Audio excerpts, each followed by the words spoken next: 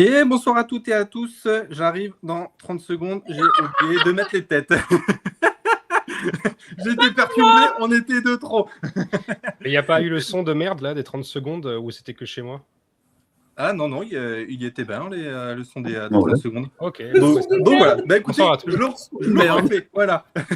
Bonsoir à toutes et à tous, j'espère que vous allez bien. Écoutez, c'est Maxime, donc du coup, attention, grosse émission, gros collectif pour l'émission du soir. Ça va pas ça. Je ne te vise pas, Franck. Pas vise, Franck. On a Franck, on a Salut Joël. Salut Maxime, salut tout le monde. On a Vincent, salut Vincent. Salut Max, salut à tous. Et le tacticien hors pair, salut Kylian. Salut les gars. Voilà, écoutez, les présentations sont faites. Ouais, c'est un petit, ça va. Hein. Salut les gars. Non, mais ça va, ça va très bien. Voilà, on est 5 ce soir, gros dispositif, voilà, grosse émission, on est là. Hein. Voilà, c'est ça. Donc du coup, au niveau de l'émission ce soir, on fera comme d'habitude le débriefing du match entre le Borussia Dortmund et Sampaoli. On parlera du prochain adversaire en Ligue des Champions, Tottenham.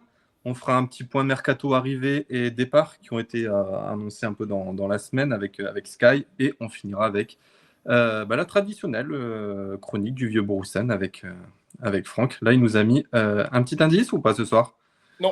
Non, pas d'indice. Voilà, donc ça sera à découvrir au moment venu.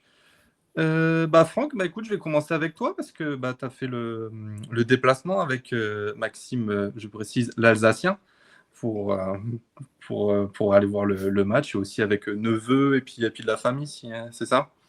C'est ça. Voilà, vous la voyez donc, Maxime et votre serviteur. Donc, très bon déplacement qu'avec des Alsaciens, avec un bon Maxime cette fois-ci. Donc, pas de Lorrain. C'était magnifique. C'est le déplacement de rêve. J'ai kiffé surtout. Allez, bonne soirée à tous. Rendez-vous mercredi. Non, très de plaisanterie. Non, super déplacement. Merci à Joël de m'avoir... Parce que je me suis décidé au dernier moment. Parce que vu que Vincent m'a largué et a préféré aller bosser, donc je me suis retrouvé comme une âme en peine. Non, je rigole, Vincent. Je peux comprendre Vincent. Je sais ce que ça peut être quelquefois quand on a... Malheureusement, c'est supérieur au bout des fesses et c'est pas amusant. De toute façon, je pense que Vincent aurait préféré être avec moi au magasin, je m'en doute bien. Donc, ouais, super déplacement. C'était très sympathique.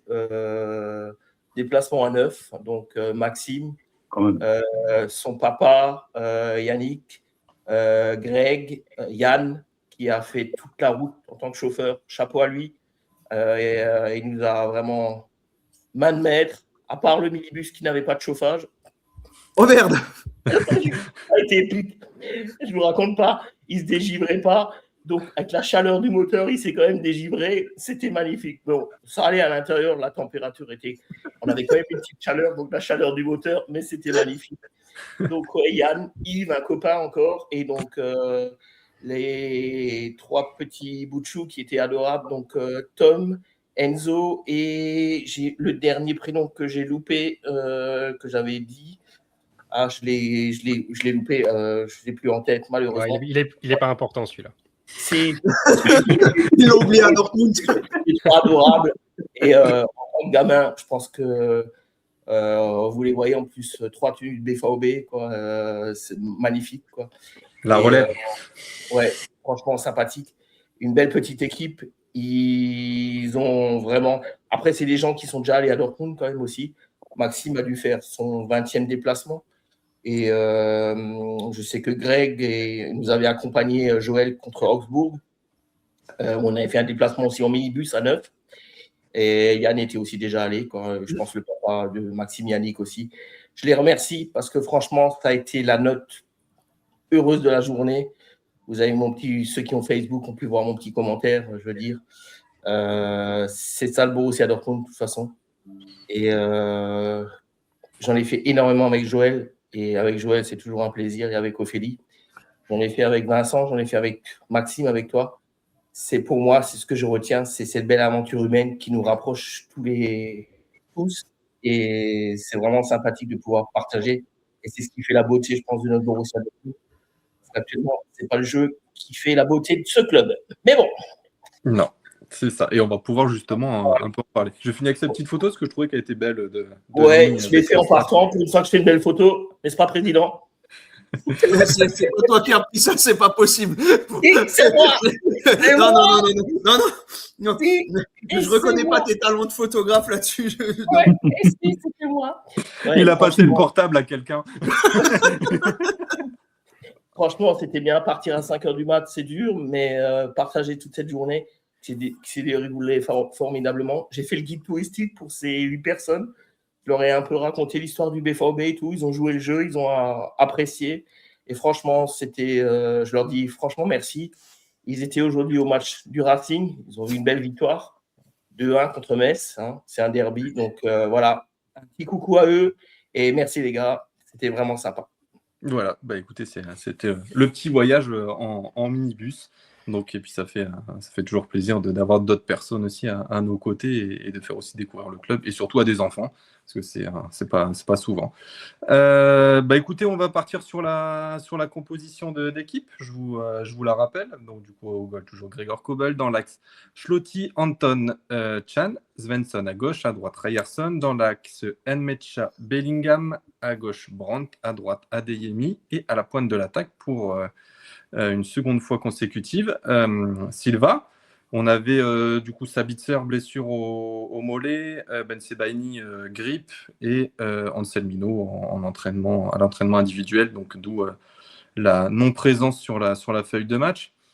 Messieurs, Franck, Kylian, vous étiez à ça, j'ai envie de dire, du perfect, mais Silva vous l'a mise à l'envers, quoi. Bah, si je dois être complètement honnête, c'était le 11 que je voulais, vraiment. Et effectivement, Ouais. j'ai mis Guirassy parce que je pensais que Silva enchaînerait pas. En plus, moi, il m'a pas vraiment convaincu contre le Werder. Donc, je pensais vraiment que Guirassy allait revenir. Mais du coup, je suis très satisfait de la compo à la base parce que c'était vraiment les 11 noms que je voulais sur la pelouse, quoi. Ouais. Ouais. Moi, pareil, je vous dirais franchement, j'aurais voulu mettre Silva, mais je me suis dit, Kovac ne va pas le mettre. Et il va faire rentrer Guirassy. Et j'aurais dû rester. Mais bon, Kovac n'a jamais mis mon équipe de cœur sur le terrain. Donc, je me suis dit, non, mais Guirassy, il va le remettre, quoi, je veux dire. Quoi. Voilà, mais bon. Oui, On on s'est tous fait avoir, hein, parce que je crois que tout le monde avait mis Guirassy à pointe de l'attaque. Je croyais que toi, Joël, qui avait mis Non, moi Silva j'avais mis aussi. Guirassy et Silva. Et Ouais, il a mis Silva. Guirassy, Silva, ouais. Voilà, c'est ça. Mais tu avais tenté quand même le coup. Qu'est-ce que tu en as pensé, toi, du coup, Joël, de la compo? Ouais, c'est ce qui était attendu au vu des blessures et de ceux qui étaient en forme. J'avais tenté Silva Guirassy, vu qu'en fait, je crois, le dernier quart d'heure contre Brême, il les met les deux. Je me suis dit, tiens, il a peut-être une petite lueur, mais bon, voilà, hein, c'est Kovac. Donc ouais, non, il l'a pas tenté. Donc, Non. c'est dommage. Vincent, du coup, pour clôturer sur la compo, qu'est-ce que tu en as pensé?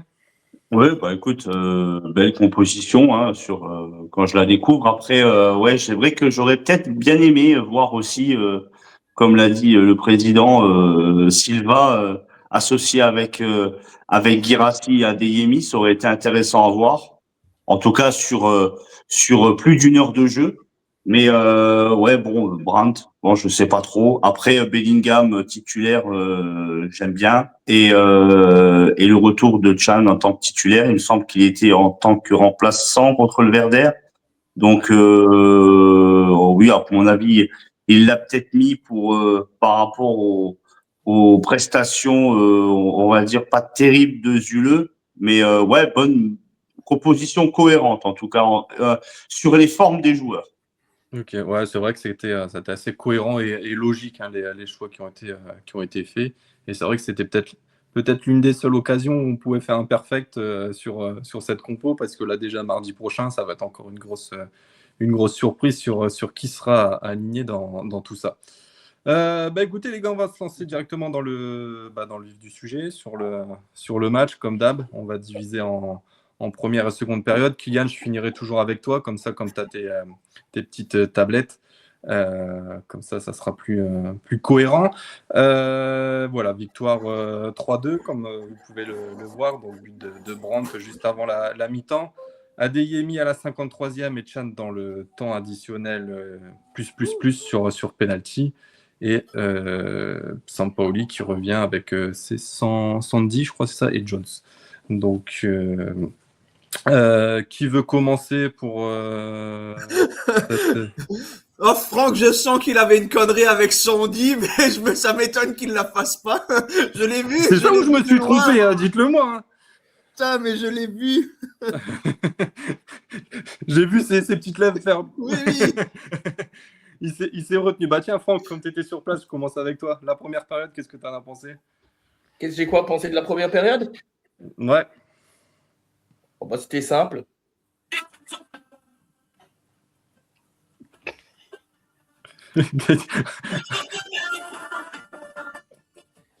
Voilà. Ah bah j'ai tout Merci. entendu au perso. Tout compris. J'ai rien entendu, donc ça va, mais. Ah, il y avait une petite musique, mais on. Ah, vous avez rien entendu, tant mieux. Non, c'est un grand moment. Hein. Est-ce que je vais me faire strike encore une fois? Bon, sérieusement, la première période, oh putain, qu'est-ce qu'on s'est fait chier. Non, alors, chier, pas possible, quoi, je veux dire. Quoi. Alors déjà, contre le Werder de Brême, c'était bien, mais alors là, il n'y avait rien. Mais rien. Je sais pas, moi, j'ai rien vu, quoi. À part le but de Brandt à la 45e qui m'a réveillé, mais sinon... Ouais, c'était calme. Hein.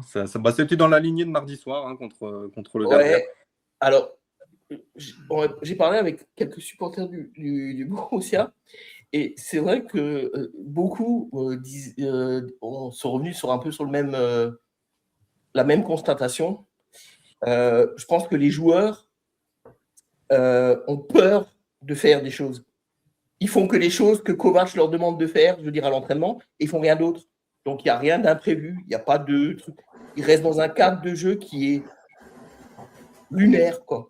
Je ne comprends pas, quoi. Je veux dire, ils ont, je sais pas. C'était. Ah bon, bah on a Ah, mais il est en forme, perdu. lui, ce soir, hein. Lui, il a bien C'est pris ce lunaire, soir. effectivement. Ah bah c'est bon, il est de retour. Non, mais il n'y a rien. Il n'y a rien. Pas de plan de jeu, il n'y a rien. Je ne sais pas. Je ne comprends pas. Tu as l'impression que les joueurs, je te dis, ils n'ont pas envie de faire quelque chose d'inédit ou de rien. Quoi. Non, franchement, je ne peux rien dire de cette équipe parce que qu'est-ce que tu veux sortir en première période? Il n'y a rien. Il n'y avait rien, ça c'est clair. Après, il y avait quand même un beau bloc aussi de Sampaoli qui défendait en équipe. Hein. C'était quand même assez. Faut quand même dénoter contre une équipe qui est dernière. C'est l'équipe où on a encaissé le plus de buts. Hein. 5 en 2 matchs, quoi, je veux dire. Ouais, je me suis fait la réflexion aussi. Ils ont marqué 15 buts. Sur les 15, il y a 16 buts. Et sur les 16, il y en a 5 contre Dortmund. C'est fou quand même.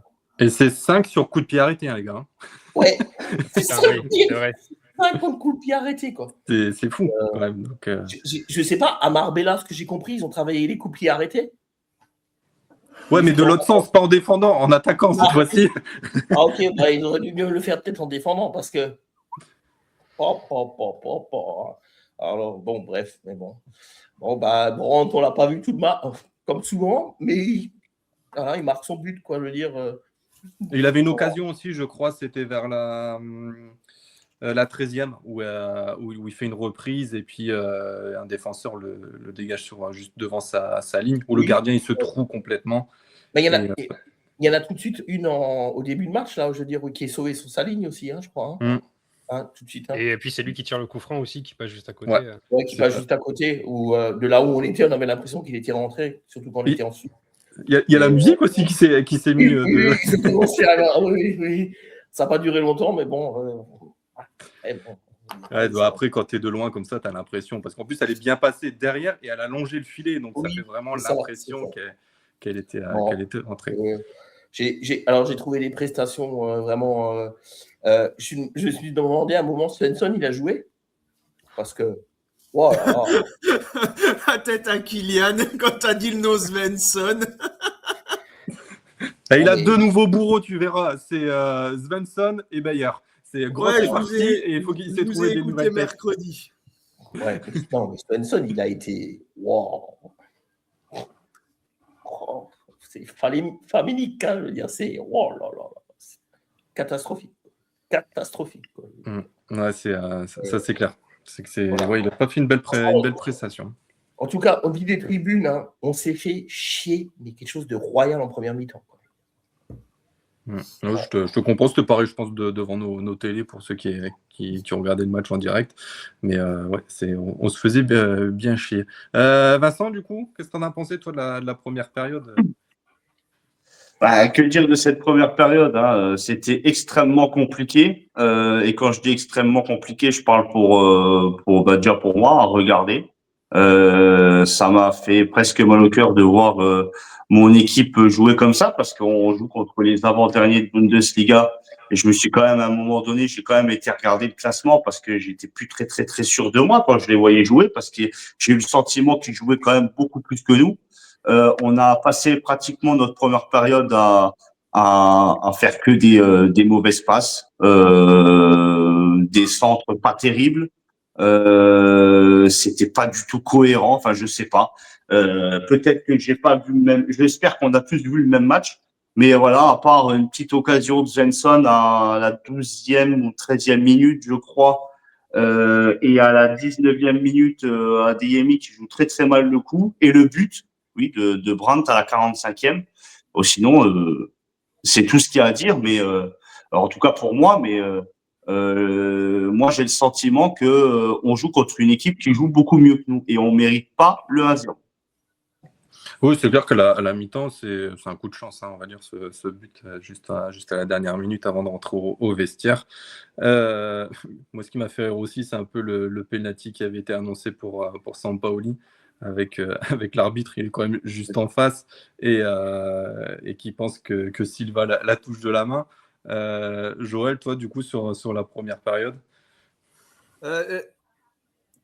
De cette première mi-temps, en fait, tu peux retenir Adeyemi parce qu'il a pratiquement tout raté, sauf son accélération où il fait la passe d'ess. Et en fait, Adeyemi, je trouve, résume toute la première mi-temps à lui tout seul, mais de toute l'équipe. Ça tente, ça rate absolument tout, les passes. Ça m'a fait penser à la première mi-temps contre Brême. C'était du même acabit. C'était la même chose ou pas loin. Et en fait, ouais, Adeyemi résume tout sur une. Il est jamais passé en plus. À un moment, il fait même une faute en poussant. Où il fait un grand pont, il se fait prendre et il éjecte le bonhomme. Ouais, et là, ça passe. Ouais, et là, ça passe. Et il y a but derrière. Donc, en fait, ça résume tout. Et comme je l'ai écrit dans le groupe, on peut s'estimer chanceux de faire la première mi-temps à 11 parce que Schlotterbeck, ça doit faire rouge son tacle. Hein. Oui. Parce que Greffel l'a bien dit, c'est clairement rouge. Il est sur la cheville, il tacle en retard. Parce que si l'action est dans l'autre sens, on est tous là à dire qu'il y a carton rouge. En toute honnêteté, on est tous là à dire ah bah non, il y a pour moi Schlotterbeck, on doit prendre rouge et on a encore de la chance de finir à 11 de la première mi-temps. Hein. Ouais, c'est clair qu'elle était bien appuyée sur le tacle. La vérité, c'est que l'attaquant de Sampaoli qui prend le tacle sur la cheville, je pense que s'il tombe et s'il joue entre guillemets la faute et le carton rouge à 100%, l'arbitre il peut se poser la question, mais il est sportif du coup ce mec puisqu'il n'en a pas tant rajouté que ça, il s'est relevé quand même assez rapidement, tu vois. Et il est resté longtemps quand même parce qu'il était de mon côté, il est resté couché pendant près de 2 minutes parce que l'action a continué. Et il est resté couché et il sort des douleurs. Quoi, oui. C'est vrai que l'action a continué, oui, c'est vrai. L'action a continué, il sort des douleurs. Hein. L'assistant était juste à côté en plus. C'est ce que moi j'ai trouvé. Parce que moi, quand j'ai vu la faute, je me suis dit waouh, si il demande à l'assistant, parce que franchement, le ballon était parti. Bien parti Joël. Même. Ah ouais, non, c'était truc. Par contre, vous êtes dur avec Adeyemi en première mi-temps. Il a réussi son roulé-boulet devant les bancs de touche. J'ai trouvé ça très, très joli, moi. Ouais, je ne savais pas qu'on regardait de la gymnastique maintenant, les week-ends. Adeyemi, je l'avais eu devant, je crois que je lui aurais mis un coup de boule. Franchement, c'est ignoble ce qu'il a fait en première mi-temps, quoi, je veux dire. Et quand tu regardes, et en plus, vous ne voyez pas tout, hein, je veux dire, vous voyez ce que la télé montre, mais vous auriez dû voir les scènes pendant la première mi-temps, quelquefois. C'était lunaire. Non, franchement, c'était honteux, quoi. Ah, c'est une tête à claque, hein. Ça c'est clair. Bah, quand il se fait tacler devant l'entraîneur de Sampaoli, tu vois qu'il veut en rajouter. Ouais. Et ah non, finalement, c'est bon, ça va, il y a faute, quoi. Cette action, elle était horrible. Il venait de se prendre le carton, je crois, un peu juste avant, où Ouais. il avait fait faute. Et du coup, il a essayé un peu, je pense, de se Ouais, venger. Et tu l'entends crier même. Et après, Oui. il se relève, en fait. Et il se relève. Ouais. Eh oui. Donc, c'était fou, ça. Kylian, pour la première période. Et puis bah, les petites images seront mises en place dès que tu as besoin.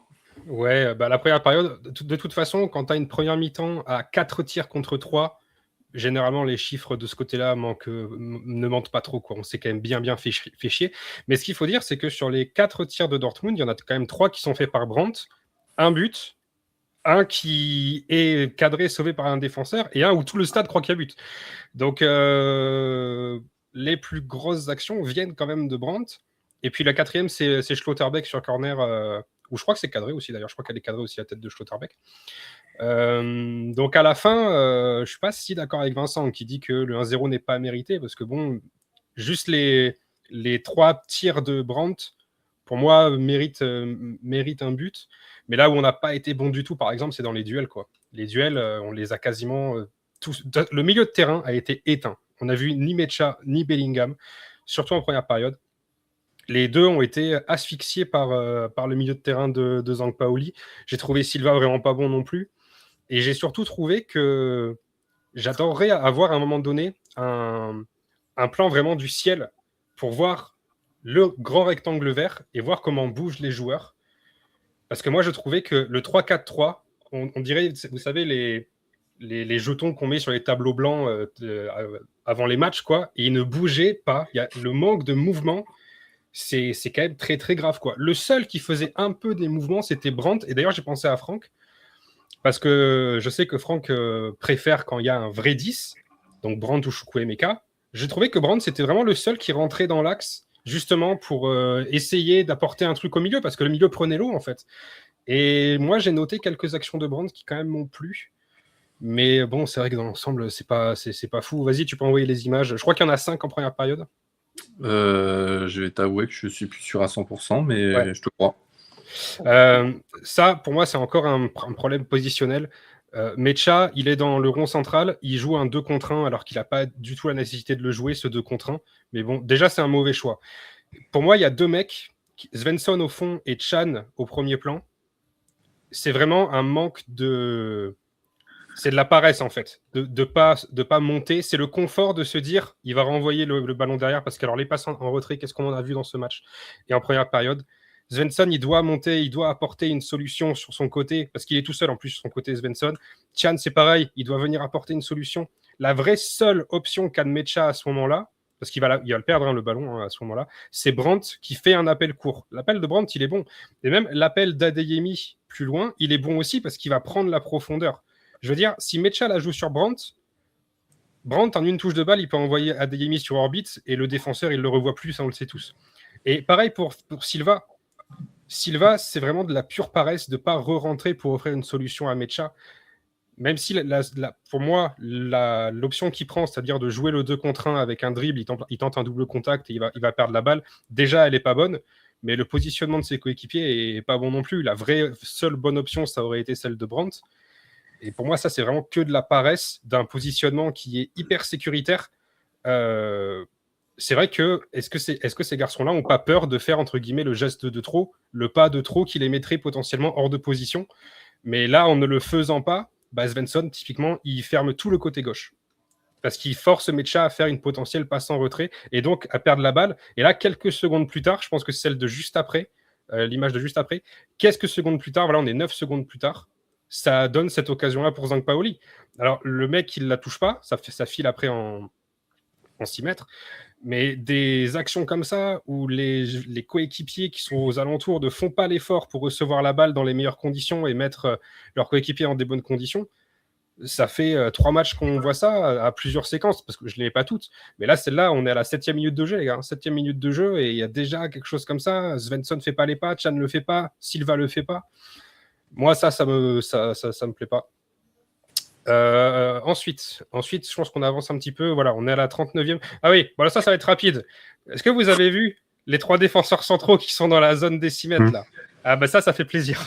Voilà, c'était juste pour ça. Il t'a Ça fait écouté. plaisir. Exactement. Il écoute l'émission. Je suis en plus en plus convaincu. Et il met donc Bellingham au 20 mètres. Parfait, merci, putain. Et en plus, c'est sur ce corner-là que ça arrive sur Schlotterbeck et ça passe juste au-dessus. Et le dernier corner aussi en fin de match, c'est pareil, les 3 sont dans la surface. Ça, putain, ça fait plaisir. Et puis, Schlotterbeck, c'est la semaine dernière qui marque sur corner. De la Je me tête, souviens ouais. plus. Ouais, c'est ça. Ouais. Donc ça, il y a du mieux sur les corners qu'on tire, quoi, je trouve. Après, sur ceux qu'on encaisse, on verra ça en deuxième période. Vas-y, continue. Ah oui, bah ça, c'est pour souligner typiquement un mouvement de Brandt qui m'a plu. Donc encore dans une position vraiment de pur numéro 10. Donc à la base, c'est Mecha qui a la balle. Jeu en triangle en une touche de balle avec Brandt qui remet derrière sur Bellingham. Et Bellingham, après, il peut écarter complètement sur Adeyemi qui est tout seul côté droit. Et ça, en fait, ça débouche au but. Donc le décrochage de Brandt dans l'axe, remise en une touche pour Bellingham qui écarte sur Adeyemi. Pour moi, ça met en lumière le fait que Brandt, c'était peut-être le meilleur en jaune en première période. Parce que y a cette remise-là. Et même son but, je trouve que son déplacement est très intelligent. Je pense que c'est la side juste après. Tic. Ouais. Voilà, donc Adeyemi qui déborde, tout ça, qui centre. Et l'appel de Brandt, il voit que les 2 défenseurs centraux sont aspirés par l'appel de Silva. Il y a un espace vide second poteau. Il y va et ça fait but. Alors le but n'est pas difficile, mais lui, il a vu cette place-là, il a vu le déplacement de la défense et il a compris qu'à cet endroit-là, il y allait avoir du vide. Adeyemi, après, la met tendue et ça fait but. Ça paraît rien comme ça, mais c'est 2 mouvements de Brandt en l'espace de 10 secondes qui sont décisifs en fait. Plus son confort qui passe juste à côté, plus en début de première période, le fait qu'il tire et que c'est repoussé sur la ligne. J'ai bien aimé, moi, Brandt. Et on a suffisamment dit qu'il était inconstant pour souligner ce qu'il fait de bien. Bah là, en l'occurrence, sur cette action-là, pour moi, il est 2 fois décisif sur ses orientations de jeu. Et puis après, voilà, mi-temps 1-0, pour moi, c'est mérité. Ok, je vérifie juste. Ouais, après, c'est en seconde période. Ça, c'est bon. Hop. Voilà, retour comme au début. T'as vu, hein, Joël, c'est assez Oh, moderne, la technologie, oh là là. Ouais, il y a du budget maintenant. Ah ouais, là. Hein. Ah, Monaco, ça rince. Ah bah oui. D'ailleurs, j'ai pas encore eu le virement, hein, si jamais, juste comme ça. Là, il y a des petits contrôles en ce moment, c'est pour ça va arriver. Ok les gars, bah écoutez, une bonne petite analyse quand même sur la première période. On va attaquer du coup la seconde parce qu'elle a quand même été un peu plus dynamique, on va dire, au niveau du score. Donc au final, le score se termine à 3-2. Un Borussia Dortmund qui revient quand même des vestiaires avec un élan positif. Qui creuse rapidement l'écart à 2-0, donc avec un but d'Adeyemi. Moi, je recommence avec les mêmes. Franck, seconde période, qu'est-ce que tu en as pensé? C'était pas un caribou? Caribou. Revenu avec un élan ou un caribou, non? Okay. C'est bon, je l'avais. Hein. Bon, ouais, enfin, le deuxième a été meilleur, on va dire, elle a été plus passionnante par rapport au déroulé du match, quoi, je dirais, quoi. Mais sinon, dans le jeu, c'était pas... Voilà, bon. Le début de la deuxième mi-temps, j'ai trouvé bon, jusqu'à 2-0, quoi. On avait Adeyemi qui a décidé de jouer au foot un peu, alors donc ça met déjà, au lieu de faire ses roulades, c'était déjà un peu mieux. Et je trouvais que c'était bien 2-0, et après, patatras. Voilà, on est nouveau dans le minimalisme complet et on les laisse revenir. Des erreurs sur des coups de pied arrêtés, quoi. Je veux dire, voilà. Donc,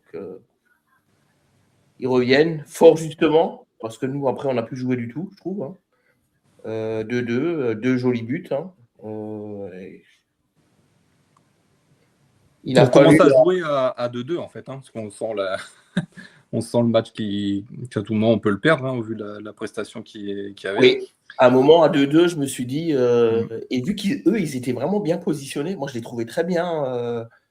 Je me suis vraiment demandé si on jouait contre un dernier ou. En tout cas, ils ont vraiment cramant joué leur chance. Et bon, bah, la justice du football, hein, je veux dire, a voulu que, voilà, ils perdent ce match, quoi, hein, sur une décision au millimètre que j'ai vu venir dès le départ, parce que c'est juste devant mon nez. Et j'étais focalisé carrément sur le contact de Bayer. J'étais sûr que c'était dans la surface. Et quand je vois l'arbitre qui ne bouge pas, qui reste, je vois qu'il fait ça. Je me suis dit, il y a à l'appel de la VAR de Köln, il va y avoir quelque chose, quoi, je veux dire, quoi. Et Par contre, ça, j'aurais bien voulu voir les images, comment ils peuvent interpréter penalty, parce que quand tu vois un peu les ralentis, c'est compliqué à Ouais, juger. si tu le vois bien, parce que le joueur, quand tu regardes le positionnement du joueur de Sampaoli qui est dans la surface de réparation, et comme il tend sa jambe, tu vois que la faute, elle est carrément, je pense, sur la ligne, quoi, hein, je veux dire. c'est ça. Comme les lignes, elles font partie intégrante de la surface de réparation. C'est ça. Après, c'est sévère. C'est vraiment très sévère.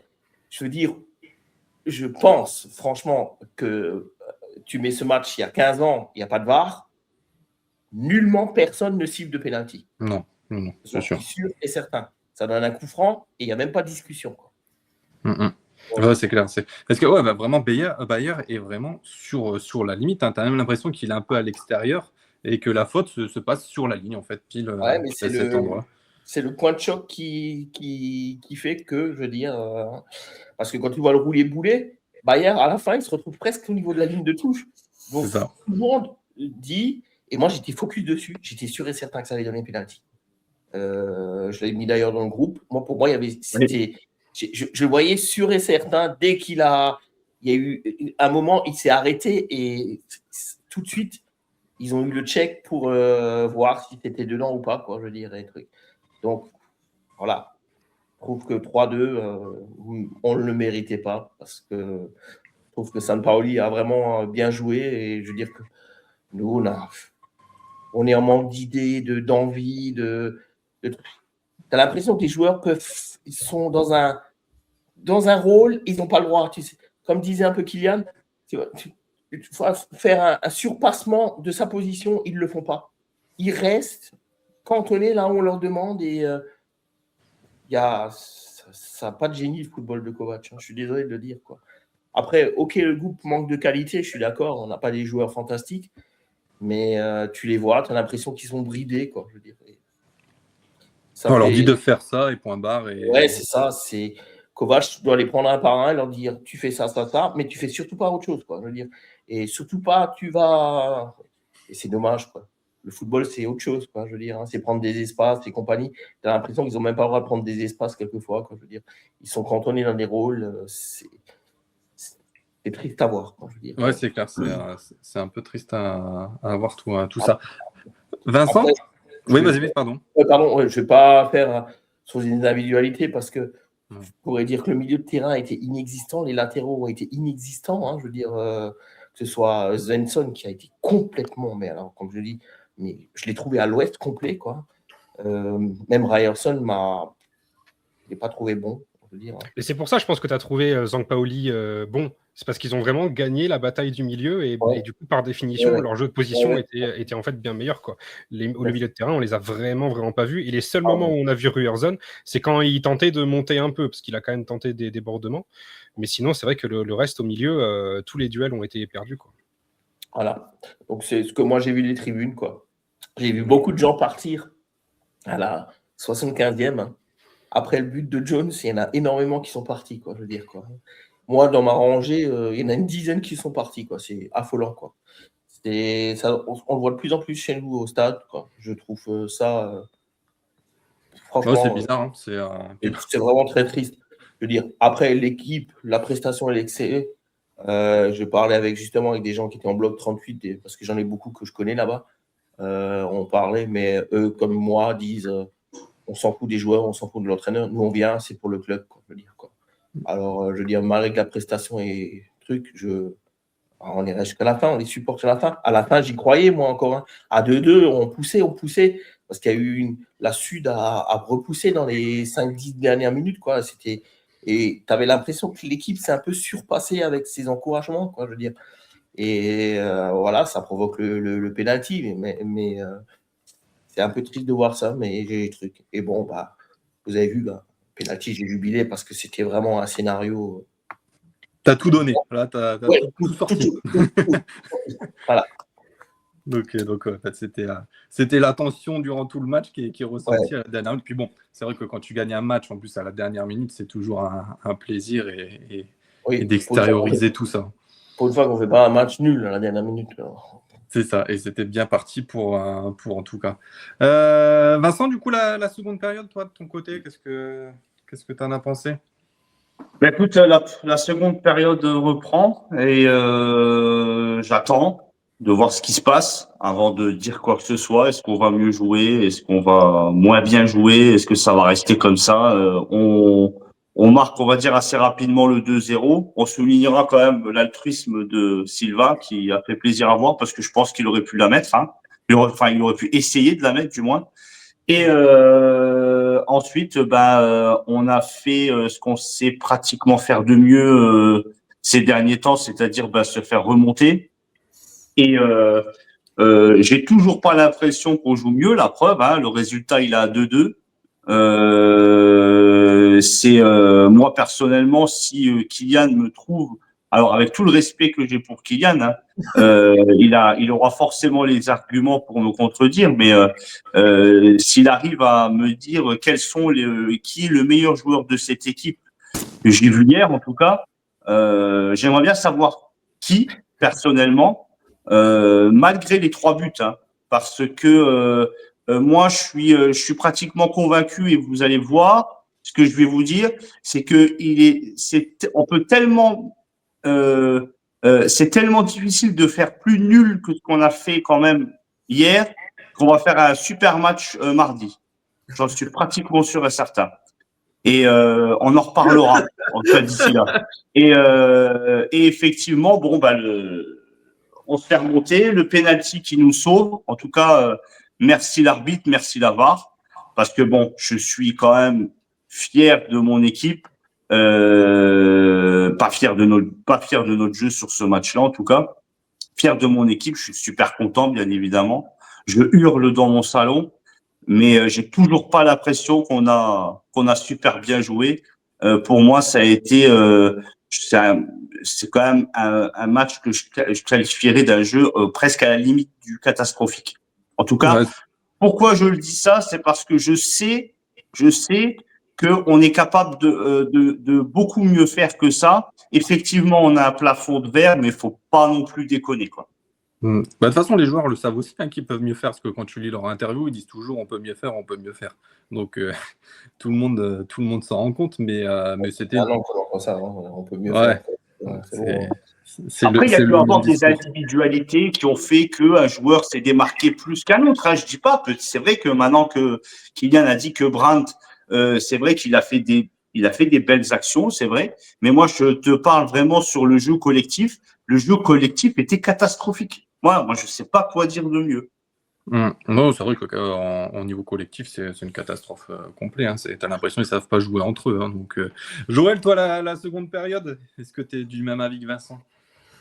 Ouais, enfin moi j'arrive pas à l'expliquer. Je pense que là même Kylian, même personne pourra expliquer comment on peut arrêter de jouer en fait au football. C'est ça le problème, c'est que tu mènes 2-0 et Dortmund a fait du Dortmund, il a arrêté de jouer. Et à un moment, tu ne respectes pas le football, bah derrière t'es puni en fait. C'est simple en fait. Finalement le foot, oui c'est simple. Tu le respectes pas, t'es puni. On a une chance, ouais, le penalty. Je crois que ça fait quelques matchs que j'arrive même plus à.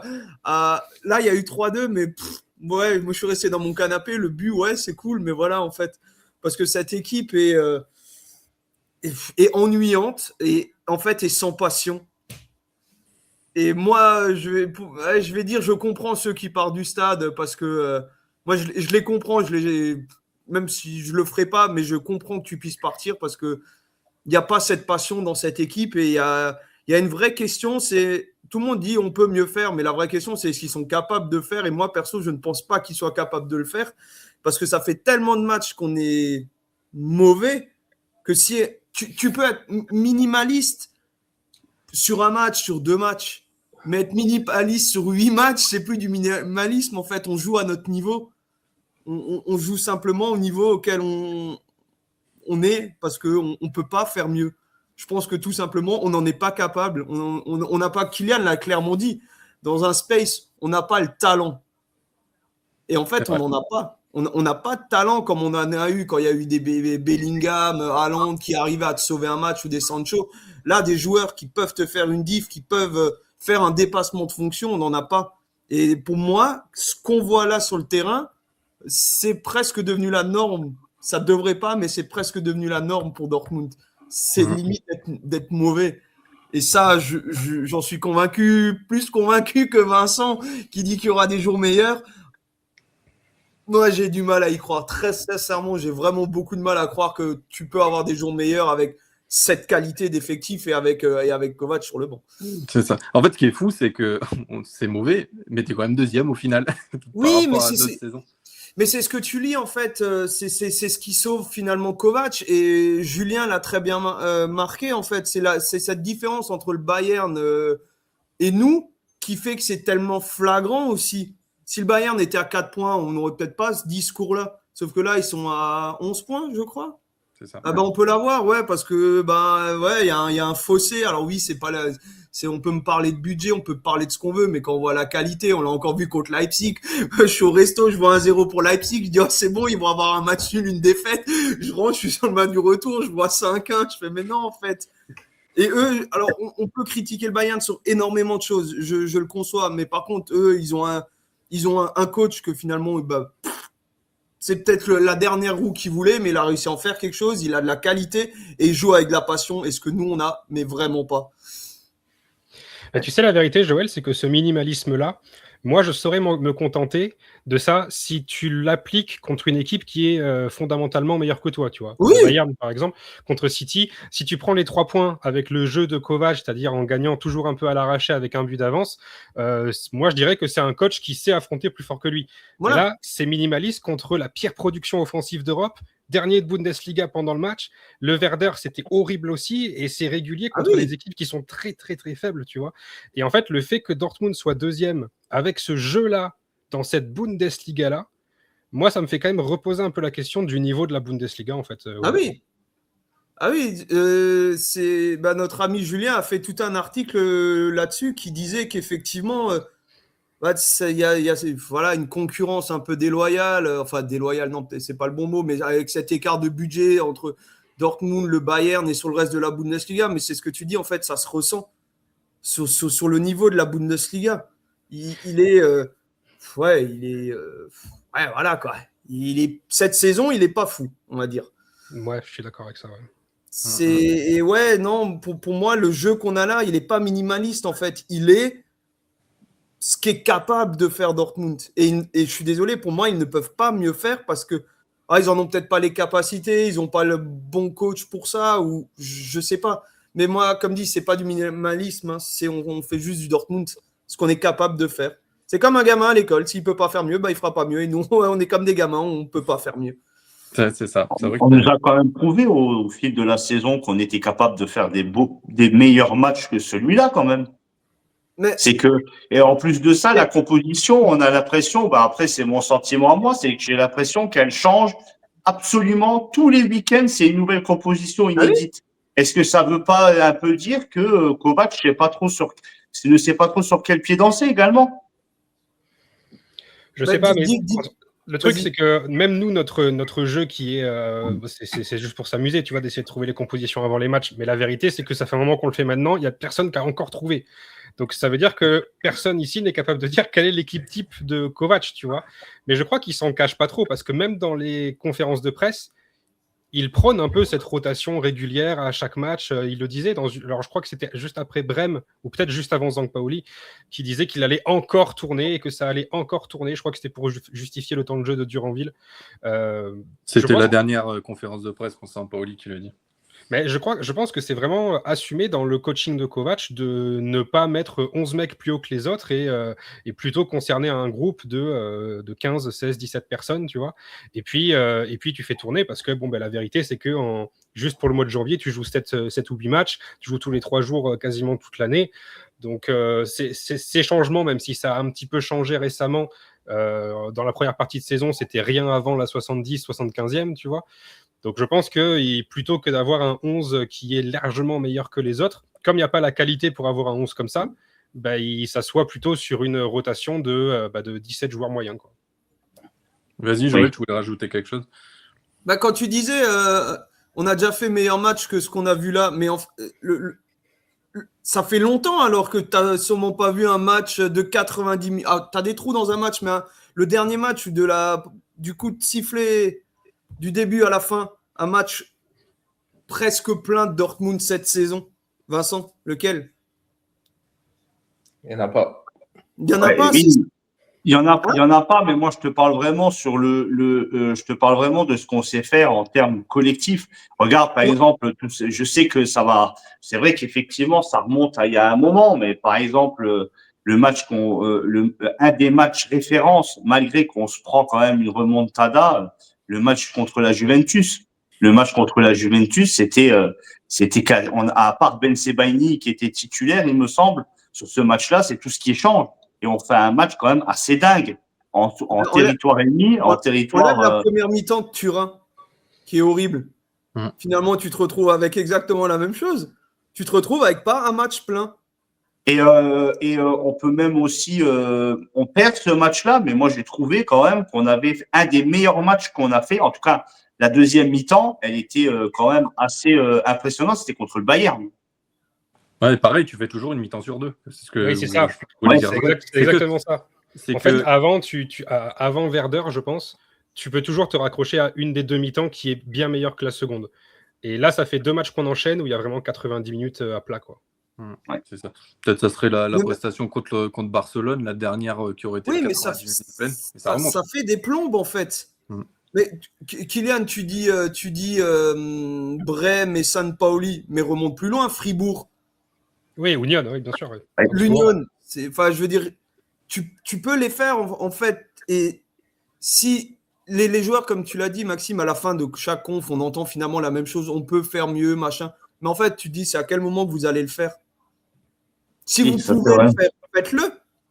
Mais ça fait tellement de matchs que, pour moi, dans cette équipe, il y a un truc qu'il n'y a pas, qui est normalement l'ADN de Dortmund, c'est la passion. Je suis désolé, mais on l'a pas. Alors oui, on peut aller courir dans les bras de Chan à la 94e parce qu'il a mis un penalty, super, c'est génial. Mais ça te fait pas de toi, ça fait pas que tu aies une passion sur 90 minutes qui fait que les gens ont envie de rester jusqu'à la fin du match, que la Sud a envie de pousser comme tout le temps en fait. Il est là le problème. Non, c'est se voiler la face en fait que de se dire il y aura des jours meilleurs. Non. Tu n'as pas les joueurs ni la qualité de joueurs pour faire mieux. C'est ça. Et en plus, c'était un peu une phrase de Lars Ricken qui disait faut donner envie au public de revenir le week-end suivant au vu de la prestation. Mais c'est vrai, mais Franck te le dira, à la sortie de ce match, tu dis tu reviens. Alors oui, nous oui, mais autrement, est-ce que tu as envie vraiment d'y revenir si c'est ton premier match et que tu vois ça? Ben, tu vas y aller parce que tu aimes le club, tu as la ferveur, tu as tout autour, mais tu viens pas voir pour la prestation. Est-ce que cette équipe te donne envie d'y aller? Donc, je te parle pas de Dortmund, je te parle des 11 mecs qui enfilent le maillot. Est-ce que eux te donnent envie d'y aller? Non, carrément, bah non. Ouais, avec ces joueurs, je ne serai jamais là-bas. Je veux dire, j'en ai rien à foutre. Voilà, c'est ça. Moi, j'y vais, c'est parce que j'ai pas la passion de cette équipe, j'ai la passion du club. Voilà, mais c'est pour ça, j'ai toujours dit, tu différencies club d'équipe. Mais moi, les 11 mecs sur le terrain, même ceux qui rentrent, machin, te donnent pas envie de regarder le Dortmund. Tu peux regarder autre chose. Ah oui, c'est clair que c'est ennuyant à mourir. Ah oui, mais bien sûr. Pour que je gueule pas sur un but à 3-2 à la 94e, il faut vraiment y aller. On a eu plein les oreilles sur certains matchs, mais là... Tant mieux qu'on joue pas trop le samedi à 15h30, parce que ça serait le moment de la sieste, on verrait rien du tout. Donc... Ah putain, ouais. Prochaine fois, je te dis, je rajoute 45 minutes de sieste sur le réveil. Ouais, c'est ça. T'arrives à la mi-temps, tu seras bien. Il faut choisir s'il joue bien la première ou la deuxième. Ouais. Sinon, je l'ai dans le cul. Écoute, il n'y a que Kovac. Ouais. Kylian, je te laisse finir du coup sur la seconde période. moi, j'ai pas énormément à rajouter. J'ai trouvé Bellingham légèrement meilleur. Je trouve que vraiment, il fait pas une bonne première période, mais il se réveille un petit peu en seconde et c'est plutôt satisfaisant aussi. Que dire en fait sur cette seconde période au final, à la fin, moi, je trouve quand même la victoire méritée, mais juste parce que les chiffres avancés le disent, tu vois. Les chiffres avancés à la fin de la journée, tu arrives avec 3,2 XG contre 0,5, quoi. Sampaoli, ils ont su profiter en fait d'un super tireur de coups de pied arrêtés, mais bon, qu'on connaît déjà un petit peu. Mais Smith, c'est plus vraiment n'importe qui en Bundesliga. Et c'est vrai qu'il y a bien un trou de 20 minutes où tu décides de ne plus jouer au foot, quoi. Et franchement, je n'explique pas, quoi. J'ai pas d'explication à tout. Je peux pas tout expliquer. Ceci dit, j'ai sorti quelques images de la seconde période aussi. Et comme j'ai pas énormément à dire de plus que vous n'avez pas dit, on va directement aller sur ça. Ça, c'est encore une action de Brandt en une touche de balle encore une fois et qui mène encore une fois à un but. Donc Mecha qui récupère le ballon de la tête, ça arrive sur Brandt, une touche de balle, il lance parfaitement et Adeyemi et Silva. Et ça, à la fin, ça fait 2-0. Pour répondre à ta question, Vincent, c'est peut-être lui que je nommerai homme du match. Je crois que la communauté des votants a nommé Adeyemi parce qu'il fait une passe décisive et il met un but et tout. Je suis pas forcément d'accord avec ça. Moi, en tout cas, les faits sont que toutes les actions dangereuses ont été initiées ou terminées par Brandt. Donc, comme il n'y a pas grand-chose non plus à se mettre sous la dent, il n'y a pas beaucoup de matière à débattre aussi autour de ce match, moi, je mettrais Brandt, mais franchement, sans non plus une conviction de fou, quoi. Donc, voilà, ça, c'était encore un des quelques gestes géniaux de Brandt dans une position vraiment de numéro 10 dans laquelle il est vraiment le meilleur. Une des rares satisfactions qu'on peut avoir de ce match contre Sampaoli. Alors ça, c'est le premier but qu'on prend. Premier but qu'on prend, Chan qui perd son duel de la tête. Chan qui fait pas forcément un mauvais match, j'ai trouvé. J'ai trouvé même sa titularisation favorable à Zule, par exemple, assez justifiée. Il n'a pas été mauvais, mais bon, tu sens... C'est peut-être encore qu'un a priori, hein, mais je pense qu'il a toujours pas ce qu'il faut pour enchaîner les matchs, quoi. Et je sais pas combien de temps ça lui prendra avant de retrouver ce rythme pour enchaîner les matchs. Là, il perd ce duel, c'est assez malheureux. Je le pointe pas particulièrement parce qu'au moins il le joue, le duel. C'est pas comme s'il n'était pas au marquage ou comme si il s'y engageait pas, tout ça. D'ailleurs, je crois que c'est le joueur qui joue le plus de duels du match. Il en joue, et c'est quand même assez impressionnant, il en joue 17 des duels Emre Can. Alors, il n'en gagne que 7. Grosse faiblesse, de toute façon, dans le jeu. Les duels, on les a pas gagnés, mais c'est le gars qui en a quand même le plus joué à la fin du match. En suivant, je pense que c'est les buts qu'on prend. Ouais. Alors là, le pauvre, ça va être son quart d'heure. Ça va être son quart d'heure. Svensson, comment dire ? Je crois que c'est peut-être le poste le plus urgent où on a besoin de quelqu'un, quoi. Parce que j'entends parler d'un offensif un petit peu déroutant, tout ça. Oui, c'est vrai qu'on en a besoin, bien sûr. On a besoin sans doute d'un nouveau milieu de terrain, puisque Gros c'est parti, qui sont maintenant plus que 3, en gros dans la balance, sans doute. Mais le poste de piston gauche, il est déserté de tout talent, quoi. Donc là, il fait faute. Il fait faute parce que lui-même perd la balle en plus. Donc il fait faute à la base. Il a le ballon, il essaye de faire une passe. C'est contré par le mec, ça lui revient dans le visage et tout. Il perd le ballon, il fait faute. Bon, encore une fois, c'est grotesque. Et donc, coup franc derrière. Et donc, ça emmène à la situation juste après, où c'est Svensson qui est au marquage du buteur et qui, encore une fois, perd le duel. Et puis, Kobel peut rien faire. C'est vrai que j'ai pas trop parlé de Kobel, mais bon, sur les buts, il n'est pas responsable du tout. Non. De toute façon, quand le but est marqué, la première réaction de Svensson, c'est de regarder ses crampons, parce qu'il le sait. Il sait qu'il est fautif sur la faute, parce que c'est lui qui perd le ballon, il la commet, et en plus, il n'arrive pas à marquer son mec, et ça fait 2-2, remontada, 63e minute. C'est faible, quoi. C'est très, très, très faible.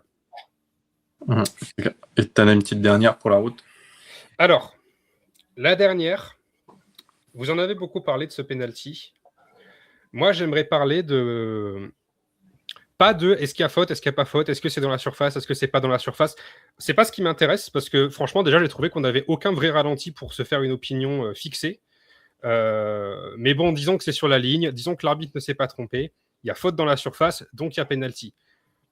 En fait, je trouve que le foot est un sport qui n'est pas parfait. Et ça, pour moi, j'ai pas de meilleur exemple que cette capture-là que je vais garder pour mes réflexions personnelles.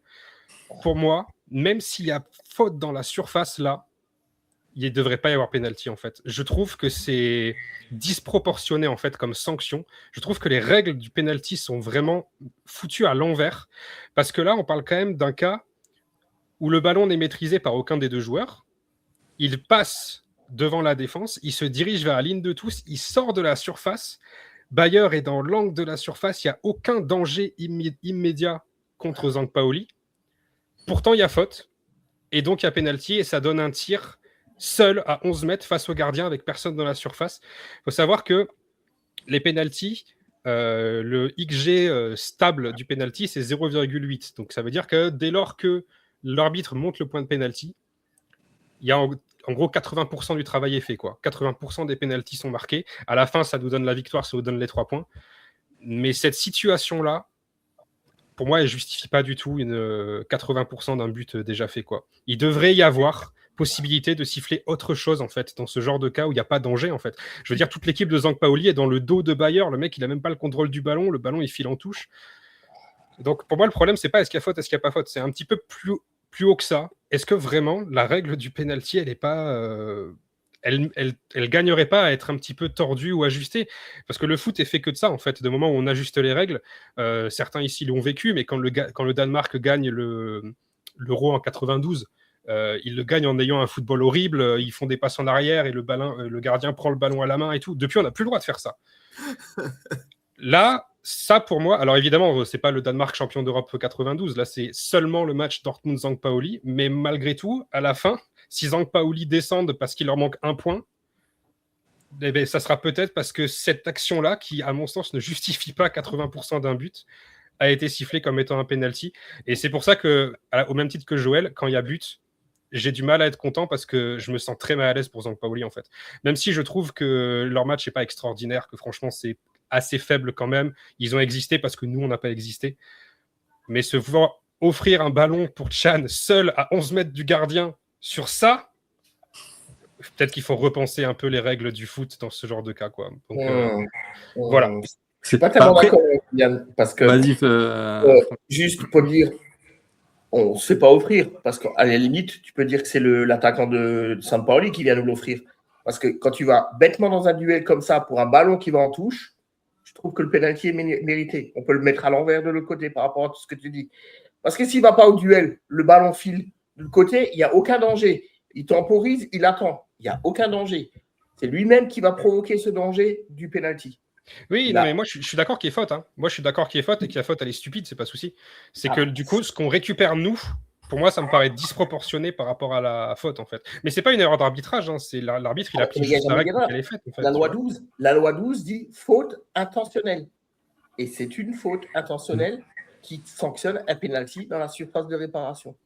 Ça c'est le board qui l'a fait. C'est des règles. Je veux dire, le joueur en est conscient. S'il n'en est pas conscient, il faut qu'il réfléchisse à fond. Il n'a pas besoin de faire une faute intentionnelle dans cette surface. S'il temporise qu'une seconde, la faute, elle est à l'extérieur. Bien sûr. Ouais. Je ne peux pas me mettre à réfléchir à la place des joueurs. Hein, je veux dire, si le gars, il agit d'une façon bête et disproportionnée là-dessus, il ne peut que s'en prendre à lui-même. Hein, je veux dire, c'est malheureusement ça.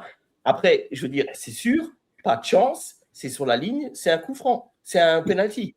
C'était de la chance, c'est un tout petit peu en dehors, c'est un coup franc. Ça, malheureusement, c'est la faute à pas de chance, je dirais. Après, je peux comprendre que c'est un penalty bête, mais on en a eu déjà, nous, des penalty bêtes. Les règles sont faites comme ça, malheureusement. Tout le monde en est conscient quand il met le pied sur le terrain. Aux joueurs d'être intelligents. Hein. Après, il y a tout le contexte aussi qui fait qu'on est à la dernière minute du jeu. Je pense que c'est pour ça aussi que ça peut porter à... C'est cruel, je veux dire, c'est de notre côté. C'est nous qui prenons le penalty. Je pense qu'on est là, on est tous en train de pester comme pas possible. Mais comme tu l'as dit, Franck, c'est les règles, c'est les règles. Et c'est vrai que cette règle-là, elle est dure, mais c'est la règle. C'est la règle. Moi, tu sais, c'est comme dans la société d'aujourd'hui. Chacun veut faire ses règles, chacun veut faire son comportement. Il y a des gens qui font des cadres, des règles, faut que ce soit respecté. Après, je sais qu'on peut évoluer sur des choses qui soient meilleures et plus concrètes. Je suis totalement d'accord. Mais tant que cette règle, elle est comme ça, il faut faire avec. Aux joueurs de réfléchir avant de s'engager, parce qu'il voit Bayer. Il n'est pas aveugle. C'est pas Gilbert Montagnier, le mec. Hein, il a réussi à marquer un joli but, le Jones. Donc, à lui d'être plus malin et pas de se mettre le pied. Parce que quand tu regardes, il y a une super photo. Le pied, il vient bien se mettre sur le mollet de Bayer. Il touche que Bayer, quoi, je veux dire. Je suis désolé. Je veux dire, s'il fait juste acte de présence, il ne met pas le pied en avant, il ne touche pas Bayer. Il ne peut que s'en prendre à lui-même. Le fautif, si Sampaoli perd, c'est lui. Comme on dit, mettre un avant-centre dans la surface de réparation, on s'en rappellera avec Papin qui nous a provoqué un pénalty à une époque, en Coupe du Monde. On sait ce que ça donne. On va dire ça. C'est aussi bête de ce que je dis comme ça. C'est des trucs qui sont... Mais les règles sont là. Malheureusement, elles sont faites pour les deux équipes. Ça aurait pu être dans l'autre sens. On aurait, comme tu dis, aussi pesté. Mais on ne peut rien y faire, quoi. On l'a vu contre le Werder aussi, avec un avant-centre dans la surface, Guirassy qui tape. Bon, il voit peut-être pas le joueur, certes, mais... Oui, mais c'est pénalty aussi, au final, quand tu regardes, il n'y a pas d'intention de faire mal. Non, donc, voilà, tout à fait. Il n'y a pas... Non, là, pareil, il n'y a pas de risque d'action but, compagnie. Après, les fautes qui sont sanctionnées par la loi 12, qui sont donc les fautes intentionnelles et ce qui donne pénalty, je veux dire, c'est bien marqué, faute intentionnelle. La surface est faite pour délimiter. Alors, est-ce qu'il faut réduire la surface de réparation? Ça, c'est peut-être un débat. Je suis totalement d'accord avec Kylian, quoi, pour éviter ce genre de truc. En vérité, moi, ma réflexion, elle est aussi simple que ça. C'est, je pense que toutes les fautes dans la surface de réparation, quand bien même elles seraient qualifiées de fautes, ne méritent pas un penalty, en fait, tout simplement. Mais ça n'existe pas dans les règles du foot. S'il y a faute dans la surface, il y a penalty, et puis il n'y a pas d'entre-deux, en fait, si tu veux. Là, la situation-là, je la prends juste comme exemple, parce que c'est une réflexion qui est beaucoup plus large en réalité. C'est pas que Dortmund-Sampaoli, tu vois. Mais si là, il y a faute dans la surface parce que le mec fait une erreur, il y a faute dans la surface, etc., il devrait y avoir, dans les règles du foot, quelque chose un genre d'entre-deux, tu vois. Un genre de penalty, par exemple, mais un penalty à l'endroit où il y a la faute, quoi, tu vois, avec personne dans la surface. Et là, d'un coup, c'est plus du tout la même chose, quoi, tu vois. On change même la dimension du sport, quoi, tu vois. D'accord, Kylian. Mais alors là, tu vas rentrer comme le même débat. C'est comme les débats des mains dans les surfaces de réparation. Regarde ce que ça donne. On ne sait pas quoi siffler et compagnie. Alors, si maintenant on dit que la faute, elle ne mérite pas penalty ou pas penalty, quel est le degré et compagnie? À une époque, on sifflait les mains en surface, il n'y avait pas de contestation. Maintenant, on profite qu'on essaye de mettre des intentions, pas d'intentions, bras collés, gestes défensifs, offensifs et compagnie. On se complique les règles. Le football dans le temps, ça passait très bien. Je ne pense pas que c'est un truc. C'est juste maintenant que tout est monté en épingle avec les réseaux, machin chouette. Avant, quand ce n'était pas si visuel et si distribué par les réseaux et compagnie, le foot dans les années 70 et 80, ça jouait, et je peux te dire que ça jouait en tant qu'homme, quoi, je veux dire, sur le terrain. Maintenant, tout était à débat et à... Donc, bon. Après... Oui, mais parce que tu as la VAR aussi, Franck. Avant la VAR, tu avais aussi moins de débats. Regarde là, tu n'as pas la VAR, il n'y a pas de penalty. Parce que l'arbitre... C'est ce que j'ai dit. Oui, c'est ce que j'ai dit. Il y a 15 ans sans VAR, personne ne siffle ce penalty. Non, vu qu'il a sifflé faute, il a donné coup franc. La VAR intervient, lui dit non, c'est dans la surface, basta. Voilà, c'est ça. Moi, vous et en fait, mon avis, tu as la VAR, tout le monde discute de tout et de n'importe quoi. C'est ça. Moi, vous voulez mon avis, le problème, je veux dire, de cette VAR, c'est un sport d'hommes. Les arbitres font partie et les joueurs aussi. Si les arbitres ont autant d'erreurs que les joueurs, je peux comprendre qu'on peut les répudier, mais j'en suis pas sûr. Est-ce qu'on sanctionne les joueurs pour tout? Je veux dire, au niveau des comportements et compagnie, avec comme ADMI, je ne jouerai plus. Je suis désolé de le dire. Donc, il faut comprendre que ça doit être un sport d'homme, mais maintenant, on ne veut plus. On est dans un temps où on veut faire jouer le progrès et toutes les technologies, mais on ne laisse plus cette part d'humain. Et pourtant, c'est un sport humain. Et ça devrait être géré comme être humain. Mais là, on veut le gérer au niveau progrès technique électronique. Donc, OK, faites. Tu as presque l'impression qu'ils avaient sorti la VAR en disant ça va corriger les erreurs. Mais avec ça, tu as presque l'impression qu'il y en a plus qu'avant. Parce que chacun a son interprétation d'une faute. Tu vois, moi, je vais te dire, pour moi, il y a carton rouge de Schlotterbeck. Il y en a un, il va dire non, c'est qu'un jaune. tu as l'interprétation. Mais il ne faut pas oublier qu'avec la VAR, on n'aurait jamais eu la main de Maradona. Il n'y aurait pas eu le but de Thierry Henry contre l'Irlande. Donc, il y a certains buts qui sont rentrés dans la légende du foot ou du sport en général qui n'existeraient pas, en fait, avec la VAR. Donc, ça tue tout. Ça tue un peu les émotions quand il y a but. Tu vois, non, c'est discuté, machin. Tu vois, quand les mecs, ils célèbrent 2 minutes 30 après un but, mais c'est grotesque. C'est grotesque, en fait. Bah, ça reste des injustices, quand même. La main de Henry, la main de Maradona, ça reste des injustices, quoi. Oui, ça reste des injustices, mais dues à l'humain. C'est ce que disait Franck, ça reste des injustices, mais qui ont fait la beauté du sport. Là, tu as l'injustice avec la VAR. Je pense que si tu es irlandais, c'est pas la beauté du sport. Ah oui, non, ça, je suis d'accord. Ça, je suis d'accord. Moi, en tant que j'étais arbitre, les erreurs font partie du jeu. Hein. Ouais, voilà, c'est ça. Tu fais partie, l'arbitre, malheureusement, fait des erreurs, c'est humain. Donc, après, le débat on pourrait, je crois, s'éterniser pendant 2 heures. Je crois. Personne n'aurait tort, personne n'aurait raison. Mais moi, je dis, si on veut laisser encore une part d'humanité et d'humain dans le sport, il faut laisser faire. Je veux dire, il faut que ce soit l'humain. Après, on te dira, ça s'équilibre sur une saison, je pense, ou pas, ou sur 2 saisons ou 3 saisons. Quelquefois, ça peut être des injustices dures. Hein. Marseille te parlera de la main contre Benfica, quoi, je veux dire. Il y a beaucoup de trucs, quoi. Mais bon, c'est un débat qui peut être long, quoi. Mais moi, je trouve que l'humain devrait être plus présent et j'étais jamais pour la VAR. Parce que, comme dit Joël, je pense que ça porte beaucoup plus à discussion et je crois pas que ça a arrangé ça. C'est ça. Trop de règles, tu la règles, hein, comme on dit. Donc, bon, par contre, il y en avait un qui devait être content quand même dans les gradins. C'est le chancelier qui était venu voir la rencontre Friedrich Merz à Dortmund. Donc il a pu. Ça n'a pas plu à tout le monde, ça, par contre. Hein.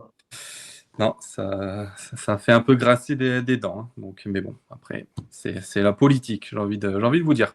On va enchaîner avec les résultats de la journée. Donc, du coup, ça avait débuté avec un match nul entre Bremen et Francfort sur le score de 3-3. Donc, qui a provoqué le limogeage de Dino. Voilà, donc limogé ce midi même, hein, c'était officialisé. Donc, à voir qui prendra la relève. Donc, plus Roseux qui est pressenti apparemment. Donc, à voir. Ou peut-être Terzic, hein, qui sait. On ne sait jamais, on verra sur ça. Ou qui sait, peut-être Francfort a fait un gros coup, que Xabi Alonso. Ouais. Allez, enchaînons. donc après match nul entre Wolfsburg et Heidenheim, Hoffenheim 1-0 contre Leverkusen, donc il fait le bon score et le bon résultat, et on va pouvoir voir au classement. Hoffenheim commence à devenir un peu dangereux. Köln qui s'impose contre Mainz 2-1, Hambourg Gladbach 0-0, on l'a dit tout à l'heure, Leipzig Bayern 5-1, et ce dimanche. Juste, oui. Mönchengladbach, petit truc parallèle pour Kylian. Mönchengladbach, je crois qu'ils ont fait un tir tout le match. C'est vrai, putain, ça joue bien à Gladbach. Hein. Un tir. On va s'éclater à regarder les matchs de Gladbach. Est-ce que c'est Reina qui a tiré? C'est impossible, Reina n'a jamais su tirer. Ah oui. Voilà. Ophélie, c'est pas moi qui l'ai dit. Hein. T'as entendu ce qu'a dit Franck, hein? T'as dit Reina, il ne s'est pas tiré au but. Oula, la première dame fâchée. Alors que tu te souviens, Franck, de son premier but en pro, tu t'en souviens du premier but en pro de Reina? Non. C'était en coupe contre le Werder, je crois. Ah oui, son fameux but là. Ouais. Voilà, attends, posons du respect quand même sur le nom de ce but-là, qui est magnifique. Oui, mais que sur le but. Hein. Donc voilà. Donc, je veux que Joël, il veut pas se mouiller. Il sait que... Non, moi je repense à Reina qui marque le 2-1 à Mayence. On y était en plus avec Franck et Ophélie. Donc moi je repense à ça. Hein, mais bon, après, apparemment, il y en a qui l'ont oublié très très vite. Donc c'est bien. Bon, il y en a qui vivent pas avec Ophélie, donc ça va. Hein. Attends, quand tu la verras. Et on a fini sur dimanche avec un Stuttgart Union Berlin 1-1 et Augsbourg Fribourg 2-2. Donc du coup, au niveau du classement, le Bayern solide leader, comme on l'a dit tout à l'heure, donc 11 points d'avance. C'est le Hoffenheim qui revient à la 3e position. Alors attention, ils ont un match de moins. Donc en cas de victoire, il pourrait revenir à 3 points du Borussia Dortmund. Francfort qui est dans le ventre mou. Et puis, en bas, ça Sampaoli maintenant, bon dernier. Mainz qui perd une place aussi. Et puis, ça reste toujours un peu équilibré sur le À noter classement. quand même que le Bayern a marqué 71 buts c'est ça. en 18 matchs. C'est Mm. plus Ça que fait- le deuxième et le troisième. Hein. C'est ça. Donc, Ça, c'est c'est- presque 4 buts par match. Hein. Mm. À un but près, s'il avait 72, ce serait 4 buts par match, quoi, je veux dire. Donc, cette équipe est injouable. C'est vrai, c'est que c'est. Ouais, ça, ce que tu viens de Il dire, faut c'est quand même le injouable. faire. Parce que j'ai regardé la première mi-temps de Leipzig. Leipzig avait quand même, je trouve, plus du jeu et de la Ouais. domination en première mi-temps. Hein. Et Ouais. la deuxième mi-temps, les autres, ils reviennent, ils claquent tout de suite le 1-1 et après, ça déroule le tapis. Quoi, je veux dire. Franchement, Ouais. chapeau. Après, tu vois, comptablement, puisqu'on va passer dans la psychologie de Kovac, comptablement, tu termines cette journée avec 2 breaks d'avance sur Stuttgart, 2 breaks d'avance sur Hoffenheim, et même si Hoffenheim, ils mettent 3 points dans leur match de retard, tu as toujours un break d'avance sur eux, donc écoute, c'est une journée réussie, qu'est-ce que je te dis? On avait un match de merde encore, et Et c'est après, une journée qui, moi, à la fin... Ouais, mais tu as raison, tout à fait. Et souvent, Joël, comme il le dit aussi, attends, les matchs en retard, il faut les gagner aussi encore. Hein. bien C'est sûr. pas encore fait, hein, je veux dire. Alors, donc, Et les Leverkusen, ils avaient déjà pas perdu leur dernier match, là? Si, ils ont perdu. si, c'est possible. Ouais. Si, ils ont perdu le week-end. Ils n'y arrivent, mardi, pas mercredi, vraiment non plus. Hein. Non. Faut vraiment une saison de merde. Hein. Donc, à suivre. Au niveau de la prochaine journée, donc hop, je vous la mets. Donc on aura le derby de Hambourg entre Sampaoli et Hambourg. On aura une Aurélie qui regardera attentivement ce match. Le Bayern ira derby de Bavière. Bayern et Augsbourg, ouais, de Bavière. Leverkusen, Bremen, Francfort, Offenheim aussi, pareil, rencontre intéressante pour Dortmund. Et Dortmund jouera samedi à 18h30 sur les terres de l'Union Berlin, où c'est un peu compliqué pour nous là-bas, si je me souviens un peu des derniers résultats. Donc, mais on en parlera mercredi lors de la prochaine émission.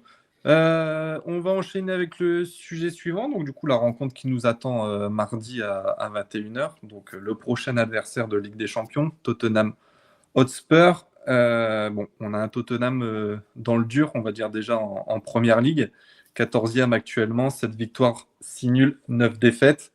Un entraîneur qui est un peu sur la sellette aussi. Je pense que si ça ne s'impose pas contre le Borussia Dortmund, il y a de fortes chances qui partent. Je crois que c'est Thomas Frank, c'est ça, Ouais. l'entraîneur. L'ancien entraîneur de Brentford qui avait fait du super boulot.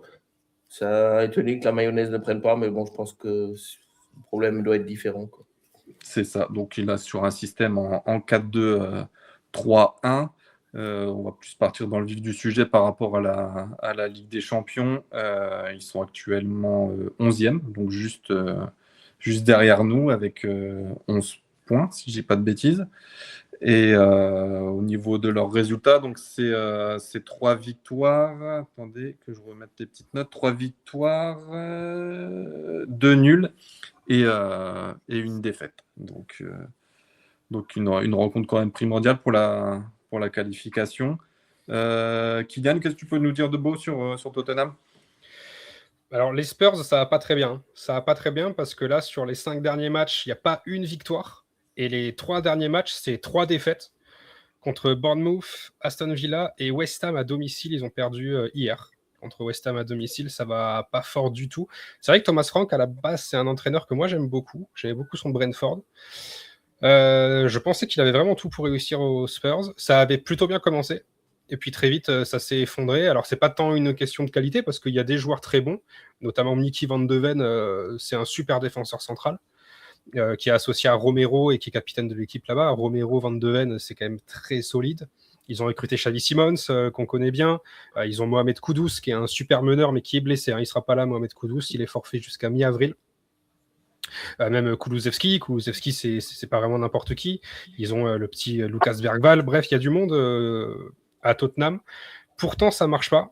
Alors, j'ai essayé de regarder quels chiffres sortaient un petit peu du lot par rapport aux 95 autres équipes en Europe. savoir un peu contre quoi on allait tomber. Et il y a certains classements où effectivement Tottenham ressort un petit peu. Le premier, c'est les équipes qui surperforment leur but par rapport à leur XG. Et en fait, ils ont marqué 10 buts de plus qu'ils étaient censés en marquer. Ça fait d'eux la 3e équipe qui surperforme le plus leur XG, derrière le Bayern qui est à 20, donc le Bayern on n'en parle même plus. Et en 2e, c'est Francfort qui est à 14, et donc en 3e, il y a les Spurs. Donc a priori, il ne leur faut pas grand-chose pour se faire un but au niveau de Tottenham. Et il faut noter quand même que dans ce classement-là, le 4e, c'est Dortmund. Ouais, Dortmund est à 9. Donc on superforme nos XG de 9 buts. Donc ça compte un peu. Et il y a une autre catégorie où on est tout proche des Spurs, c'est la distance moyenne de frappe. La distance moyenne de frappe de Tottenham, c'est la 5e équipe en Europe qui tire depuis le moins loin de la ligne de but. Ils tirent en moyenne à 14 mètres de la ligne de but. Ça fait d'eux donc les 5e dans cet exercice. Et les 4e, c'est Dortmund. On est aussi à 14 mètres. Donc sur ces 2 points-là, on ressemble en fait beaucoup au jeu que proposent les Spurs. Qu'est-ce que j'ai pu noter aussi ? J'ai pu noter que... je voulais savoir comment ils se procuraient leurs occasions, parce que j'ai pas eu beaucoup vu les Spurs. En Europe, c'est la 4e équipe qui centre le plus. 492 centres en 25 matchs. C'est énorme. C'est absolument énorme. Il n'y a que 3 équipes devant eux, donc c'est Nottingham, Newcastle et l'Inter. Donc ça passe par les côtés, ça joue sur les côtés, ça va compter sur les qualités de pied de leurs centreurs. C'est comme ça qu'ils mettent leur but aussi. Et la dernière catégorie où ils ressortent, et ils sont même tout premiers en Europe, c'est le nombre de tacles. Le nombre de tacles, ils sont à 414 tacles en 25 matchs. C'est la meilleure équipe d'Europe sur ça. Et le nombre de tacles qu'ils ont gagné sur ces 414, ils en ont gagné 268. C'est aussi la meilleure équipe d'Europe sur cet exercice, et de très très loin. Et j'ai voulu savoir comment c'était possible, quel joueur taclait autant que ça, parce que pour moi, ça ne pouvait pas être qu'un système collectif. Il y a forcément 1 ou 2 joueurs qui se démarquent. Et j'ai cherché. Et en fait, le joueur qui tacle le plus en Europe depuis le début de la saison, il est effectivement à Tottenham, c'est Joao Palhinha. Il est à 74 tacles en 25 matchs. C'est le joueur qui tacle le plus en Europe, et de très très loin aussi. Donc voilà ce qu'il faut retenir sur les Spurs. Une équipe à qui il ne faut pas beaucoup d'occasions pour marquer. Il y a aussi une dernière chose, c'est les erreurs individuelles qui mènent à un tir adverse. C'est la pire équipe d'Europe sur ça. En 25 matchs, ils ont fait 25 erreurs individuelles qui mènent à un tir. Il n'y a personne qui fait pire que eux sur ça. Ça aide un petit peu à voir le visage qu'aura ce match-là. Dans l'esprit, on ne va pas affronter un club aussi fort qu'on pouvait l'anticiper en début de saison. Au début de saison, on se disait, putain, les Spurs, ça va être un gros dépassement d'Angleterre. L'Angleterre, ça ne nous réussit pas beaucoup. Au final, Tottenham est prenable sur ce qu'on voit. Il n'y a rien d'extraordinaire. Leur meilleur buteur, c'est Richarlison. C'est peut-être le seul joueur qui vraiment surperforme un petit peu. Il est quand même à 7 buts depuis le début de la saison. Pour le reste, il n'y a pas vraiment de quoi être effrayé. Comme je le disais, 5 matchs, 0 victoire. 3 matchs, les derniers, c'est 3 défaites, contre pas des foudres de guerre en plus. C'est jouable, et puis c'est la Champions League, c'est une nouvelle compétition. On sait qu'on est bon, généralement, en Champions. On verra, mais bon, il n'y a pas de quoi avoir vraiment la peur dans les tripes, quoi. Okay. Il y a beaucoup de blessés, je crois, aussi à Tottenham aussi au niveau de l'effectif, parce que tu as parlé de Paulinho, mais je crois qu'il est douteux ou forfait pour mardi. J'avais vu une info par rapport. Les gros blessés, c'est Bentancur qui est blessé, il y a Maddison qui est blessé aussi, mais lui il s'est fait les croisés malheureusement. Dominique Solanke qui est blessé aussi, et Kudus. En tout cas, c'est tout ce qui est annoncé. C'est tout ce qui est annoncé. Après, je crois que Van de Ven je crois que Van de Ven est suspendu. Van de Ven, on le verra pas non plus. Ouais, je crois qu'il est pas là non plus, lui. Donc voilà. Donc voilà. C'est vrai que c'est une équipe qui nous réussit pas tant que ça, parce qu'on les a affrontés 6 fois. On a perdu 4 fois et on a gagné seulement 2 rencontres. Vincent, toi, je sais que tu es un pro Champions League. Tu attends cette compétition avec impatience. Qu'est-ce que tu attends de cette rencontre ? Déjà, nous faire mentir avec tous les propos que j'ai dit ce soir, parce que je me suis un petit peu lâché. Mais de toute façon, voilà, Franck l'a dit déjà 50 millions de fois, et puis je suis tout à fait d'accord avec lui. Quand l'hymne de la Ligue des Champions, elle retentit, c'est plus la même équipe. Dortmund, ça change du tout au tout. Donc après les propos de Kylian, ça me rassure un petit peu parce que moi, j'avoue que même si j'avais un petit peu surestimé l'équipe de Tottenham, j'ai quand même, on va dire, de gros espoirs pour Dortmund d'aller au moins chercher un bon match nul. Mais moi, je vais pas parier, hein, mais j'attends une victoire quand même. Personnellement, j'attends une victoire de notre équipe. Et parce que je vais rester aussi sur mes propos de début de saison. J'espère encore finir qu'on finisse encore dans le top 8 et ça commence dès mardi et puis après l'Inter de Milan qui sera notre dernier match. Donc c'est déjà 6 points. Voir maintenant les résultats des autres équipes entre temps, mais je suis quasiment sûr qu'on peut aller chercher les 6 points qui arrivent là. Ok, bah écoute, on va voir un peu ça. Joël, toi, tu y crois les 3 points là-bas, Tottenham? Bah, vu qu'on s'est un peu mis dans la merde en faisant, en faisant match nul contre Bodø/Glimt, bah, t'as pas trop le choix que d'aller gagner. En fait, t'es presque dans l'obligation de gagner si tu veux encore accrocher le top 8. Hein.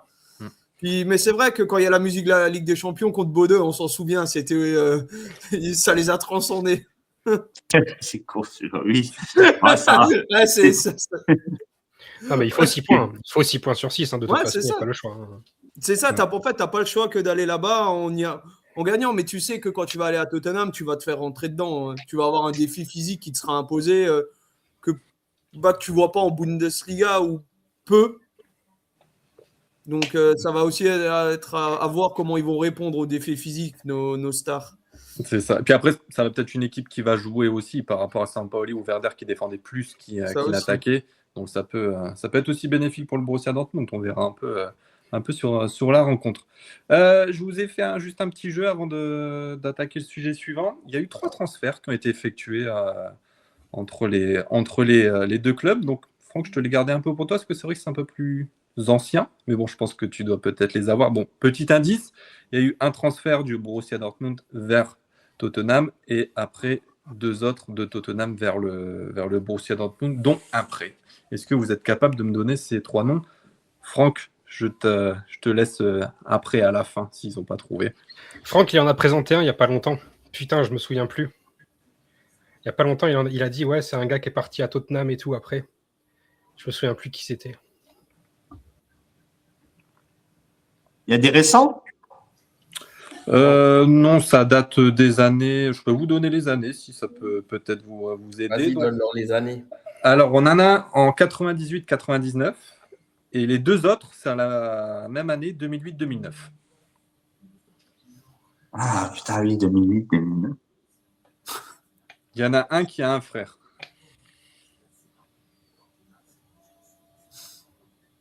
Degen. Qui? Non.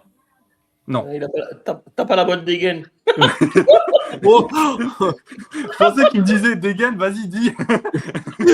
Non, il n'a pas joué chez nous, lui. Mais 2008-2009, ça arrive pendant la vidange de Klopp, quoi. Le mec, il dit qu'il veut plus des joueurs et il y en a beaucoup qui sont partis. Il y en a un qui est venu en prêt de ce club et il a un frère. Allez, son frère a joué au Bayern, si ça peut vous aider.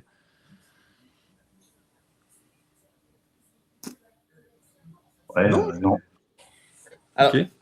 98, 99, enfin, il y en a déjà un dans les années 90 qui est parti de Dortmund à Tottenham. Oui, d'accord. Moi, j'en ai que 3. J'ai rien trouvé d'autre. Bon, alors tu regarderas Stephen Freund. Stephen Freund est parti à Tottenham. Oui, ça c'est le premier. Ok. 98, 99. C'est avant, c'est ça. Bon, c'est pas avant. Ah si, c'est ça. C'est juste. Ouais, c'est bon. Ouais, c'est bon. Donc, Stephen Freund, hein, vous l'avez. Alors, l'autre, je vais vous donner un indice. C'est un Africain du Sud. N'est-ce pas? Oui. Un Sud-Africain? Oui. Il aime le bon vin. Je te dirais bien Beaujolais, mais ça existe. Non. Ça commence bien, mais c'est pas ça. T'es pas loin. Il fallait jouer un jeu de mots. C'était Steven Pienaar. Ah oui, Ah, putain, Pinard, oui, Pinard. c'est vrai. Oh là Là, là. sud-africain, mais oui. Mais oui, Steven Pinard, il aime le bon vin. Ouais. Par contre, du coup, on en a Eh 4. ben, Parce que si tu me rajoutes lui. Parce que je Ah, l'avais ça pas y est, mis. ils sont pas d'accord entre eux. Pinard est dedans, hein. Steven Ah, ok, Pinard parce est que- dedans. Ok, ils me l'ont pas mis. Bizarre. Bon, bah, faut que je. Alors, attends, je vérifie juste Pinard pour l'instant, qui cherche les deux autres. Il est peut-être allé ailleurs entre-temps. Ouais, parce qu'ils me l'ont pas mis. Donc, bon, il y en a un qui c'est à peu près simple. Je vous ai dit, c'est un frère. Il a un frère au Bayern. Comment je pourrais vous le décrire plus Donc lui, celui qui a son Kovac frère au Bayern, il s'est fait Il y a eu des prêter. petits soucis avec la justice, le frère. Alors, Pinard, le problème, il était à Tottenham, mais il a fait Everton entre. Ah, voilà, c'est pour ça. Tu l'as pas. Ok, c'est pour ça qu'il n'y est pas, ouais. Ouais. Non, il y a un joueur. Celui qui s'est fait prêter, il était en prêt Il était, de Tottenham il a à joué Dortmund. il a joué à Oui. Schalke. Il a joué à Oui. Schalke, celui-là que vous cherchez. Boateng. Voilà. Il Kevin était dedans. Ah putain, bah oui. Je savais pas qu'il avait joué à Kevin Tottenham. Boateng. Mm. Chez Il a nous joué en partout. prêt. Chez nous en prêt. Et c'est un grand copain. Enfin, il était très lié d'amitié avec Jürgen Klopp. Voilà. Et le dernier, tu l'as, toi, Franck, ou Non. c'est sais pas. compliqué, là? Vas-y. C'est Young Pyu Lee. Ah oui, Lee. Lee. Voilà. Donc, C'était un défenseur, je crois, normalement. Non. oui, c'est ça, défenseur. Attends, j'ai Oui. la petite note. Je crois que c'est défenseur gauche ou un truc comme ça. Oui, gauche, Arrière non. gauche, tout à fait, ouais. Ouais, gauche. Donc, Si, j'aurais pu donc, l'avoir. Mais bon. voilà. Bon, après, c'était pas celui qui est rentré dans l'histoire, hein, quoi. Donc, Et après, on a eu des joueurs. Ouais, bon, il y a. Voilà. Ouais. c'est les trois qui sont mentionnés, en tout cas, majeurs. Après, je sais pas s'il y a peut-être eu avec des jeunes ou autre, mais sinon, il n'y a pas. Pinard, je croyais qu'il était parti directement à Tottenham, mais il a fait Everton entre. Voilà. Ouais, on n'est pas très proche de Tottenham quoi, sur le marché des transferts. Non. Non, c'est pas nos grands amis. On enchaîne avec l'avant-dernier sujet, donc un petit point mercato et départ arrivé. Donc je vais commencer plus par les départs. Donc du coup, ça serait Julien Duranville.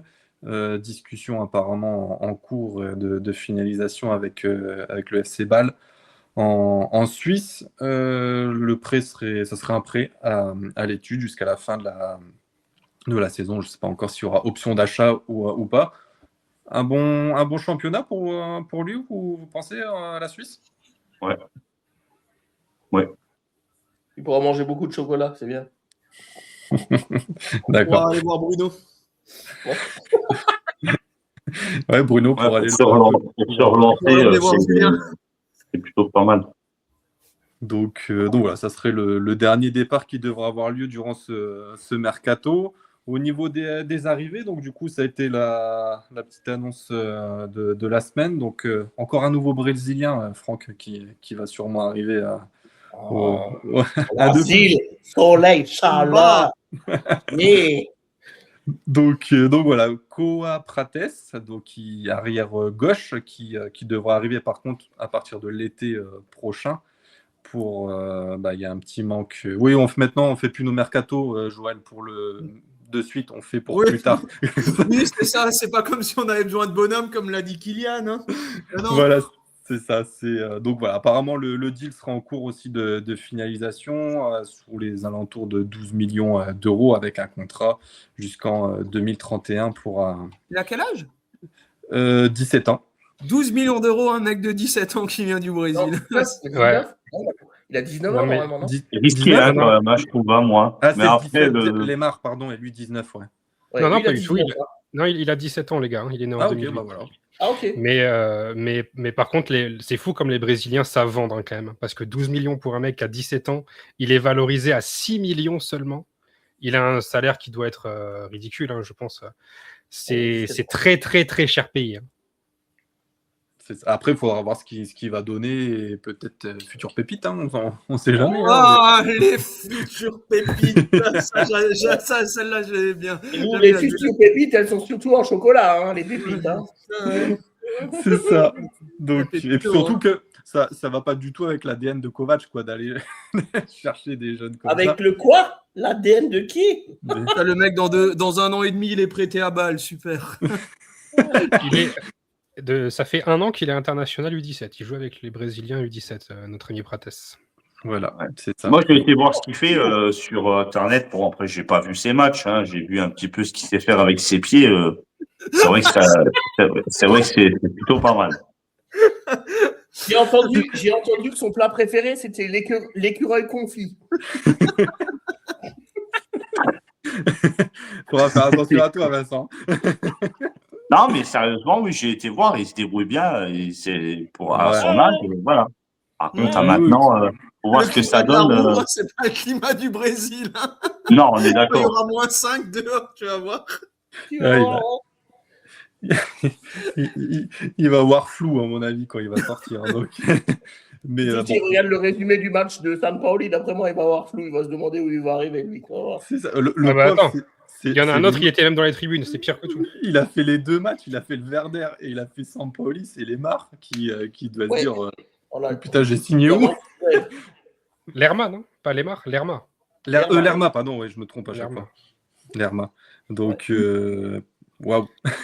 Bah, il devrait commencer quand, lui parce que normalement, il me semble que c'était à ses 18 ans. L'été prochain, il arrive. L'été prochain, ok. C'est ça. Il arrive blessé l'été prochain, mais il arrive. Ah, bon, on va espérer que non, quand même, pour le pauvre. Comment Donc, ça Maxime, tu sais dans quel club il vient? On vient toujours blessé chez nous. oui, c'est vrai que c'est le minimum pour cocher pour arriver au Borussia Dortmund. Site d'intégration. Voilà, c'est ça. La dernière petite rumeur aussi qu'il y avait, c'était hop, tic, tic, tic. Et où est-ce que j'ai les infos? Bon, j'ai même pas lu les infos. Ouais, Cresswell de Toulouse, apparemment. Pareil, hein, Joël, t'emballe pas, c'est pas cet hiver, c'est pour cet été. Hein, donc... Ben oui, mais bien sûr, on construit sur l'avenir. Voilà, construisons sur l'avenir. Donc, oui. donc voilà, apparemment, ce serait une cible en défense centrale, vu que Zoule partira. Cham, on ne sait toujours pas s'il va prolonger. Ça parle de 2028, mais à voir. Et Schlotti aussi par rapport à son avenir. Et Anselmino et Ben Sebaini, tu peux dealer tous en fait. Hein. Il y en a plus. Ouais, en fait, il n'y a plus de défense. Quoi. Ça ira un peu plus vite. Juste pour revenir pour Schlotti, donc il y avait eu une réunion apparemment mercredi. Au sommet. Au sommet. Au sommet de peut-être une prolongation, revoir un peu les différents détails du contrat. Donc, apparemment, ça allait faire une réunion Mont Blanc, ouais, tu parles. Ouais, un petit apéro. Je sais plus où je l'ai vu passer sur X, mais je sais plus qui l'a relayé. Et en fait, ils ont pas tort. C'était que finalement, Schlotterbeck, Dortmund, c'est la seule option qui lui reste. Le Bayern a prolongé Upamecano. Le Real, voilà, serait pas aussi chaud que ça pour l'avoir. Liverpool, tant que Konaté, ils savent pas s'il prolonge ou pas. Donc finalement, de ces 3 options, bah, c'est un peu cuit. Donc finalement, le mec, il se dit, à mon avis, Dortmund, c'est les seuls. Hein.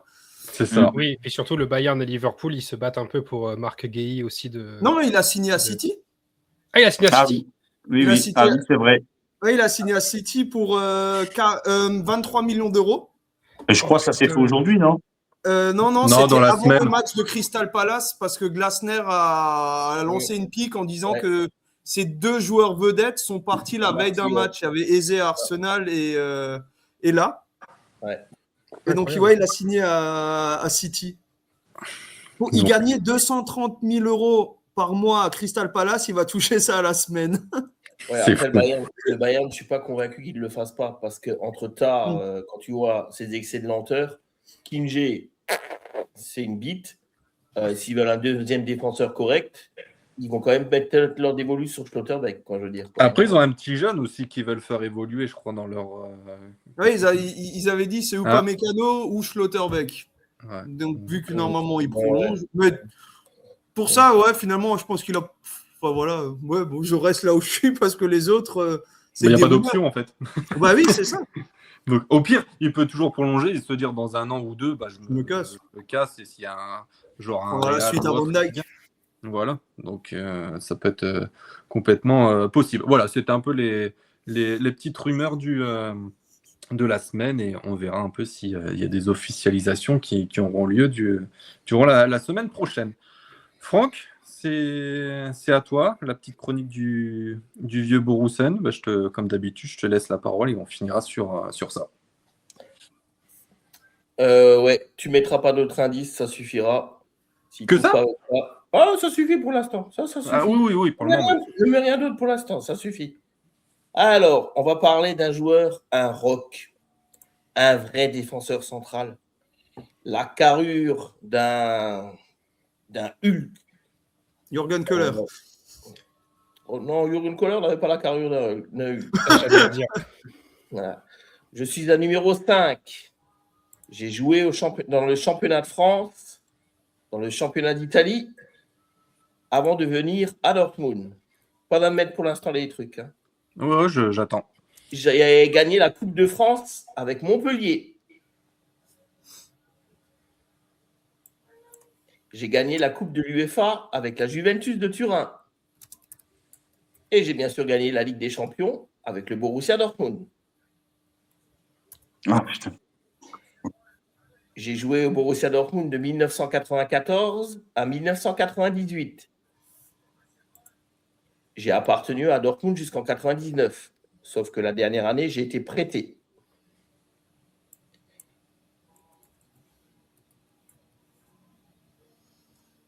J'ai joué contre l'équipe de France en 1986 en Coupe du Monde. Oh putain. Ah, ouais. Ah putain, c'est pas Cri. Non. Non. Non. Non. Cré n'a pas joué en France. Hein. Martin Cré, non. Il venait de Leverkusen. Martin Cré. Mais j'ai joué avec Martin Cré. Bien. Merci, Kylian. Comme ça me fait la suite. T'as dit la nationalité ou pas? Non, pas pour l'instant. Ah, ok. Parce que si je dis la nationalité, ça devrait fuser. J'étais titulaire en défense centrale pendant l'époque de Otmar Hitzfeld. Je portais le numéro 5. Julio César. Bravo, Joël. Bravo, Joël. C'est un Brésilien. C'était Au un niveau Brésilien. Brésil. Notre ami Julio César. Julio César. Quel défenseur. Un rock. Moi, Faut mettre les clubs, voilà, c'est ça qui Ouais, les clubs, avait joué à Montpellier. J'ai joué à Montpellier, j'ai joué à Brest tout d'abord. C'est là où il s'est fait connaître. Brest, Montpellier, Juventus de Turin. J'ai joué à la Juventus avec Reuter, Müller, Kohler, tous ces joueurs qui sont venus après chez nous. Julio César. Et je joue toujours quelquefois avec les légendes du Borussia Dortmund. C'est Un ça. rock, ce gars. Avec Matthias Sammer, souvent en défense centrale. Avec Martin Cré aussi. Mais il n'est pas titulaire, lui, pendant la finale. Les titulaires, c'est Kohler, Sammer, Cré. Ouais, c'est ça. Tout à fait. Putain. Ouais, il n'est pas titulaire. Ouais. Je me demande s'il n'était pas blessé. Je crois qu'il est en civil. Il n'est même pas sur le banc de touche, je crois. Ouais. Un super joueur. Sa dernière année de contrat, on le prête. Après, bon, il était déjà assez vieux. Je veux dire, il est né en 1963, quoi. Hein, je veux dire, il a fait, mais bon, je veux dire, c'était vraiment un défenseur très très solide, quoi. Avec Sammer, ça a été dans les premières années vraiment. C'était très rugueux aussi. Alors qu'on a rajouté Kohler, c'était pas mieux. Mais il laisse de très bons souvenirs et il est vraiment affilié au Borussia Dortmund. Hein. Bon, comme dit, il gagne la Juventus de Turin, l'UEFA contre le Borussia Dortmund, justement 93-94. Quoi. Mais un super joueur hein, et un super défenseur. Quoi. Vraiment l'ancienne génération de défenseurs, très, comme on disait en allemand, rustikal. Voilà. Voilà. Julio César. Encore un Brésilien de plus, hein, comme je vous ai dit, c'est la nation la plus représentée étrangère, avec 13 joueurs quoi, qui sont venus jouer sous nos couleurs. Hein. C'est ça. Donc voilà, c'était la petite chronique. On finit juste avec une petite dernière chose. Le Borussia Dortmund a remporté un trophée. Voilà. La légende Alors, on va demander à Vincent, le joueur qui est tout à fait à droite. Qui suis-je? Ah. Attends, parce que je vois rien. là, c'est abusé. Non, si, mais j'arrive pas Arrête à de zoomer. brider les yeux alors. J'arrive pas à zoomer. T'arrives pas à faire un zoom, toi? Tu peux pas voir? T'arrives pas à voir? Non, je pense là, il le fait exprès. Non, je te jure, j'essaie de zoomer, j'arrive pas. Ah bah dis donc, t'as une vision d'écureuil, toi. Hein. Bah, attends. Ça avait été une pomme de noisette, ça aurait été plus simple. Hein. Mais qui l'a invité, ce mec, à faire partie de la Coupe des Bah, on Mondes? sait pas. Bah, quand j'ai vu les Non, noms, mais si on arrive à me zoomer, je veux bien voir, mais là, j'arrive pas à zoomer. et sans zoomer, tu vois un truc. Putain, mais T'es myope. Bah, lui, il est sur le téléphone, donc à mon avis, il voit pas. Ah oui, moi, je suis sur le téléphone, moi, par Ouais. contre. Hein. bah, rapproche le téléphone au lieu de rapprocher ta tête. Mais non, mais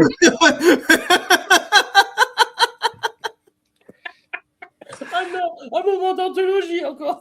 Ah non, vous me l'avez fait bugger. Ah non, il est là. Mais non, mais fais-lui deviner, Franck. C'est la section bonus chronique. Faut lui faire deviner. lui. Je suis un latéral. J'ai porté le numéro 3 au Borussia Dortmund. Je sais pas pourquoi je suis dans les légendes du club. Ouais, alors oui, là je me demande. Parce que alors, cherchez les gens de club et le mec à droite. Il a mis fait un pas but. 5 Moi, matchs. je me souviens d'un but de ce mec hyper Ouais, important. mais il a je crois. marqué qu'un seul but au Borussia Dortmund. Ouais, c'est ça. Bah, il a fait qu'un match aussi. Non, il en a un peu plus. Mais bon, il dépasse pas les 10. C'est un Ah bon. Coréen, c'est ça? C'est un Ouais, c'est Coréen. coréen, ouais. ah, mais c'est Park. Oh Yes. Non, arrête, tu vas avoir Ah les oui. auditeurs. Arrête.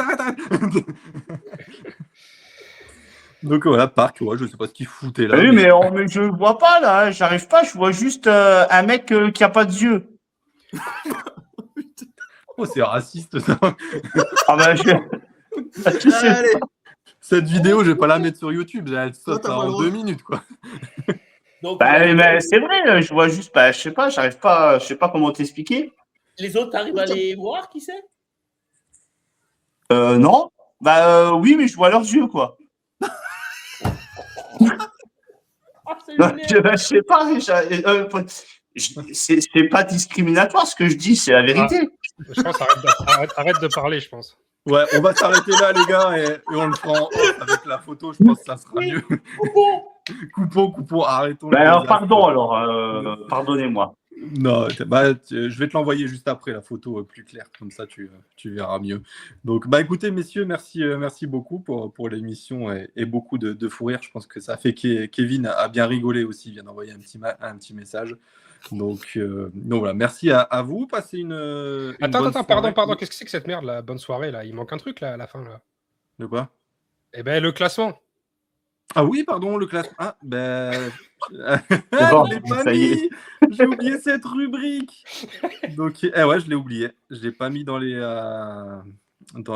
petits trucs à mettre. Non, Putain, je vérifie. Maxime qui me censure même en live comme ça, juste pour que les gens ne sachent pas que je l'ai rattrapé quoi. Ouais, et en plus, il t'a mis deuxième au classement. Il a même pas eu le Regarde, lui, il aura le l'honneur de te mettre en couche. premier, tu sais. Voilà. Non, Moi, mais, il m'a même mis en dernier, tu sais. Il aurait pu mettre Vincent en dernier ou Joël. tu sais, moi, en dernier.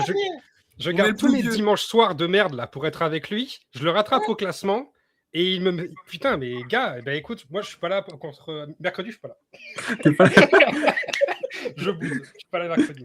Le mec, qui est rageux et rancunier à crever. Mais j'ai gagné du temps. Vous me faites gagner du temps si les points ils restent pareils. On reste pas. De toute façon, je vais pas me la péter, mais je suis leader dans ce classement et je suis leader aussi dans le Oh classement. là où là on là fait là les là. pronos. Donc alors taisez-vous. Franchement, dites rien. Il est pas leader. Il est pas leader. Le peuple a besoin de savoir. Il est co-leader et c'est très différent. C'est vrai. Donc voilà. Bon, bah, je le mettrai mercredi, Kylian, quand tu auras 2-3 points de retard. Et En je plus, je ferai- crois que Oh là. t'es premier dans les Galicium aussi, je crois, dans les paris. Oui, voilà ce que je viens de dire dans Ouais, c'est ça, hein. l'autre truc. Ouais. Ouais, non, Mais je crois deuxième, c'est Ophélie en plus. Ouais, c'est Ophélie, voilà, la deuxième. Et moi, je suis dernier aussi là. C'est Non, génial. c'est Bruno qui Kevin. est derrière toi et il y a Kevin qui est derrière toi. C'est Quand Kevin. Ah, il y dernier. a quand même des mecs derrière, c'est sympa. Ouais. Ouais, non, il y a quand même quelques gars. Donc, mais t'inquiète pas, Kylian, je te le mettrai mercredi sans faute et on verra qui a repris la place de leader à ce moment-là. Envoie-moi ta compo pas trop tard, comme ça je peux copier. Si tu fais ça, on reste premier tous les deux jusqu'à la fin. Allez, écoute, on en parle par message privé. Je pense qu'on a quelque chose à faire de sympa là. On va se rater un peu, ouais. Allez, messieurs, merci beaucoup. Merci aussi à ceux qui étaient présents. Val, Pascal, et puis passez une bonne soirée. Et puis, bah, comme on dit en Allemagne, Tchuss. Tchuss. Tchuss.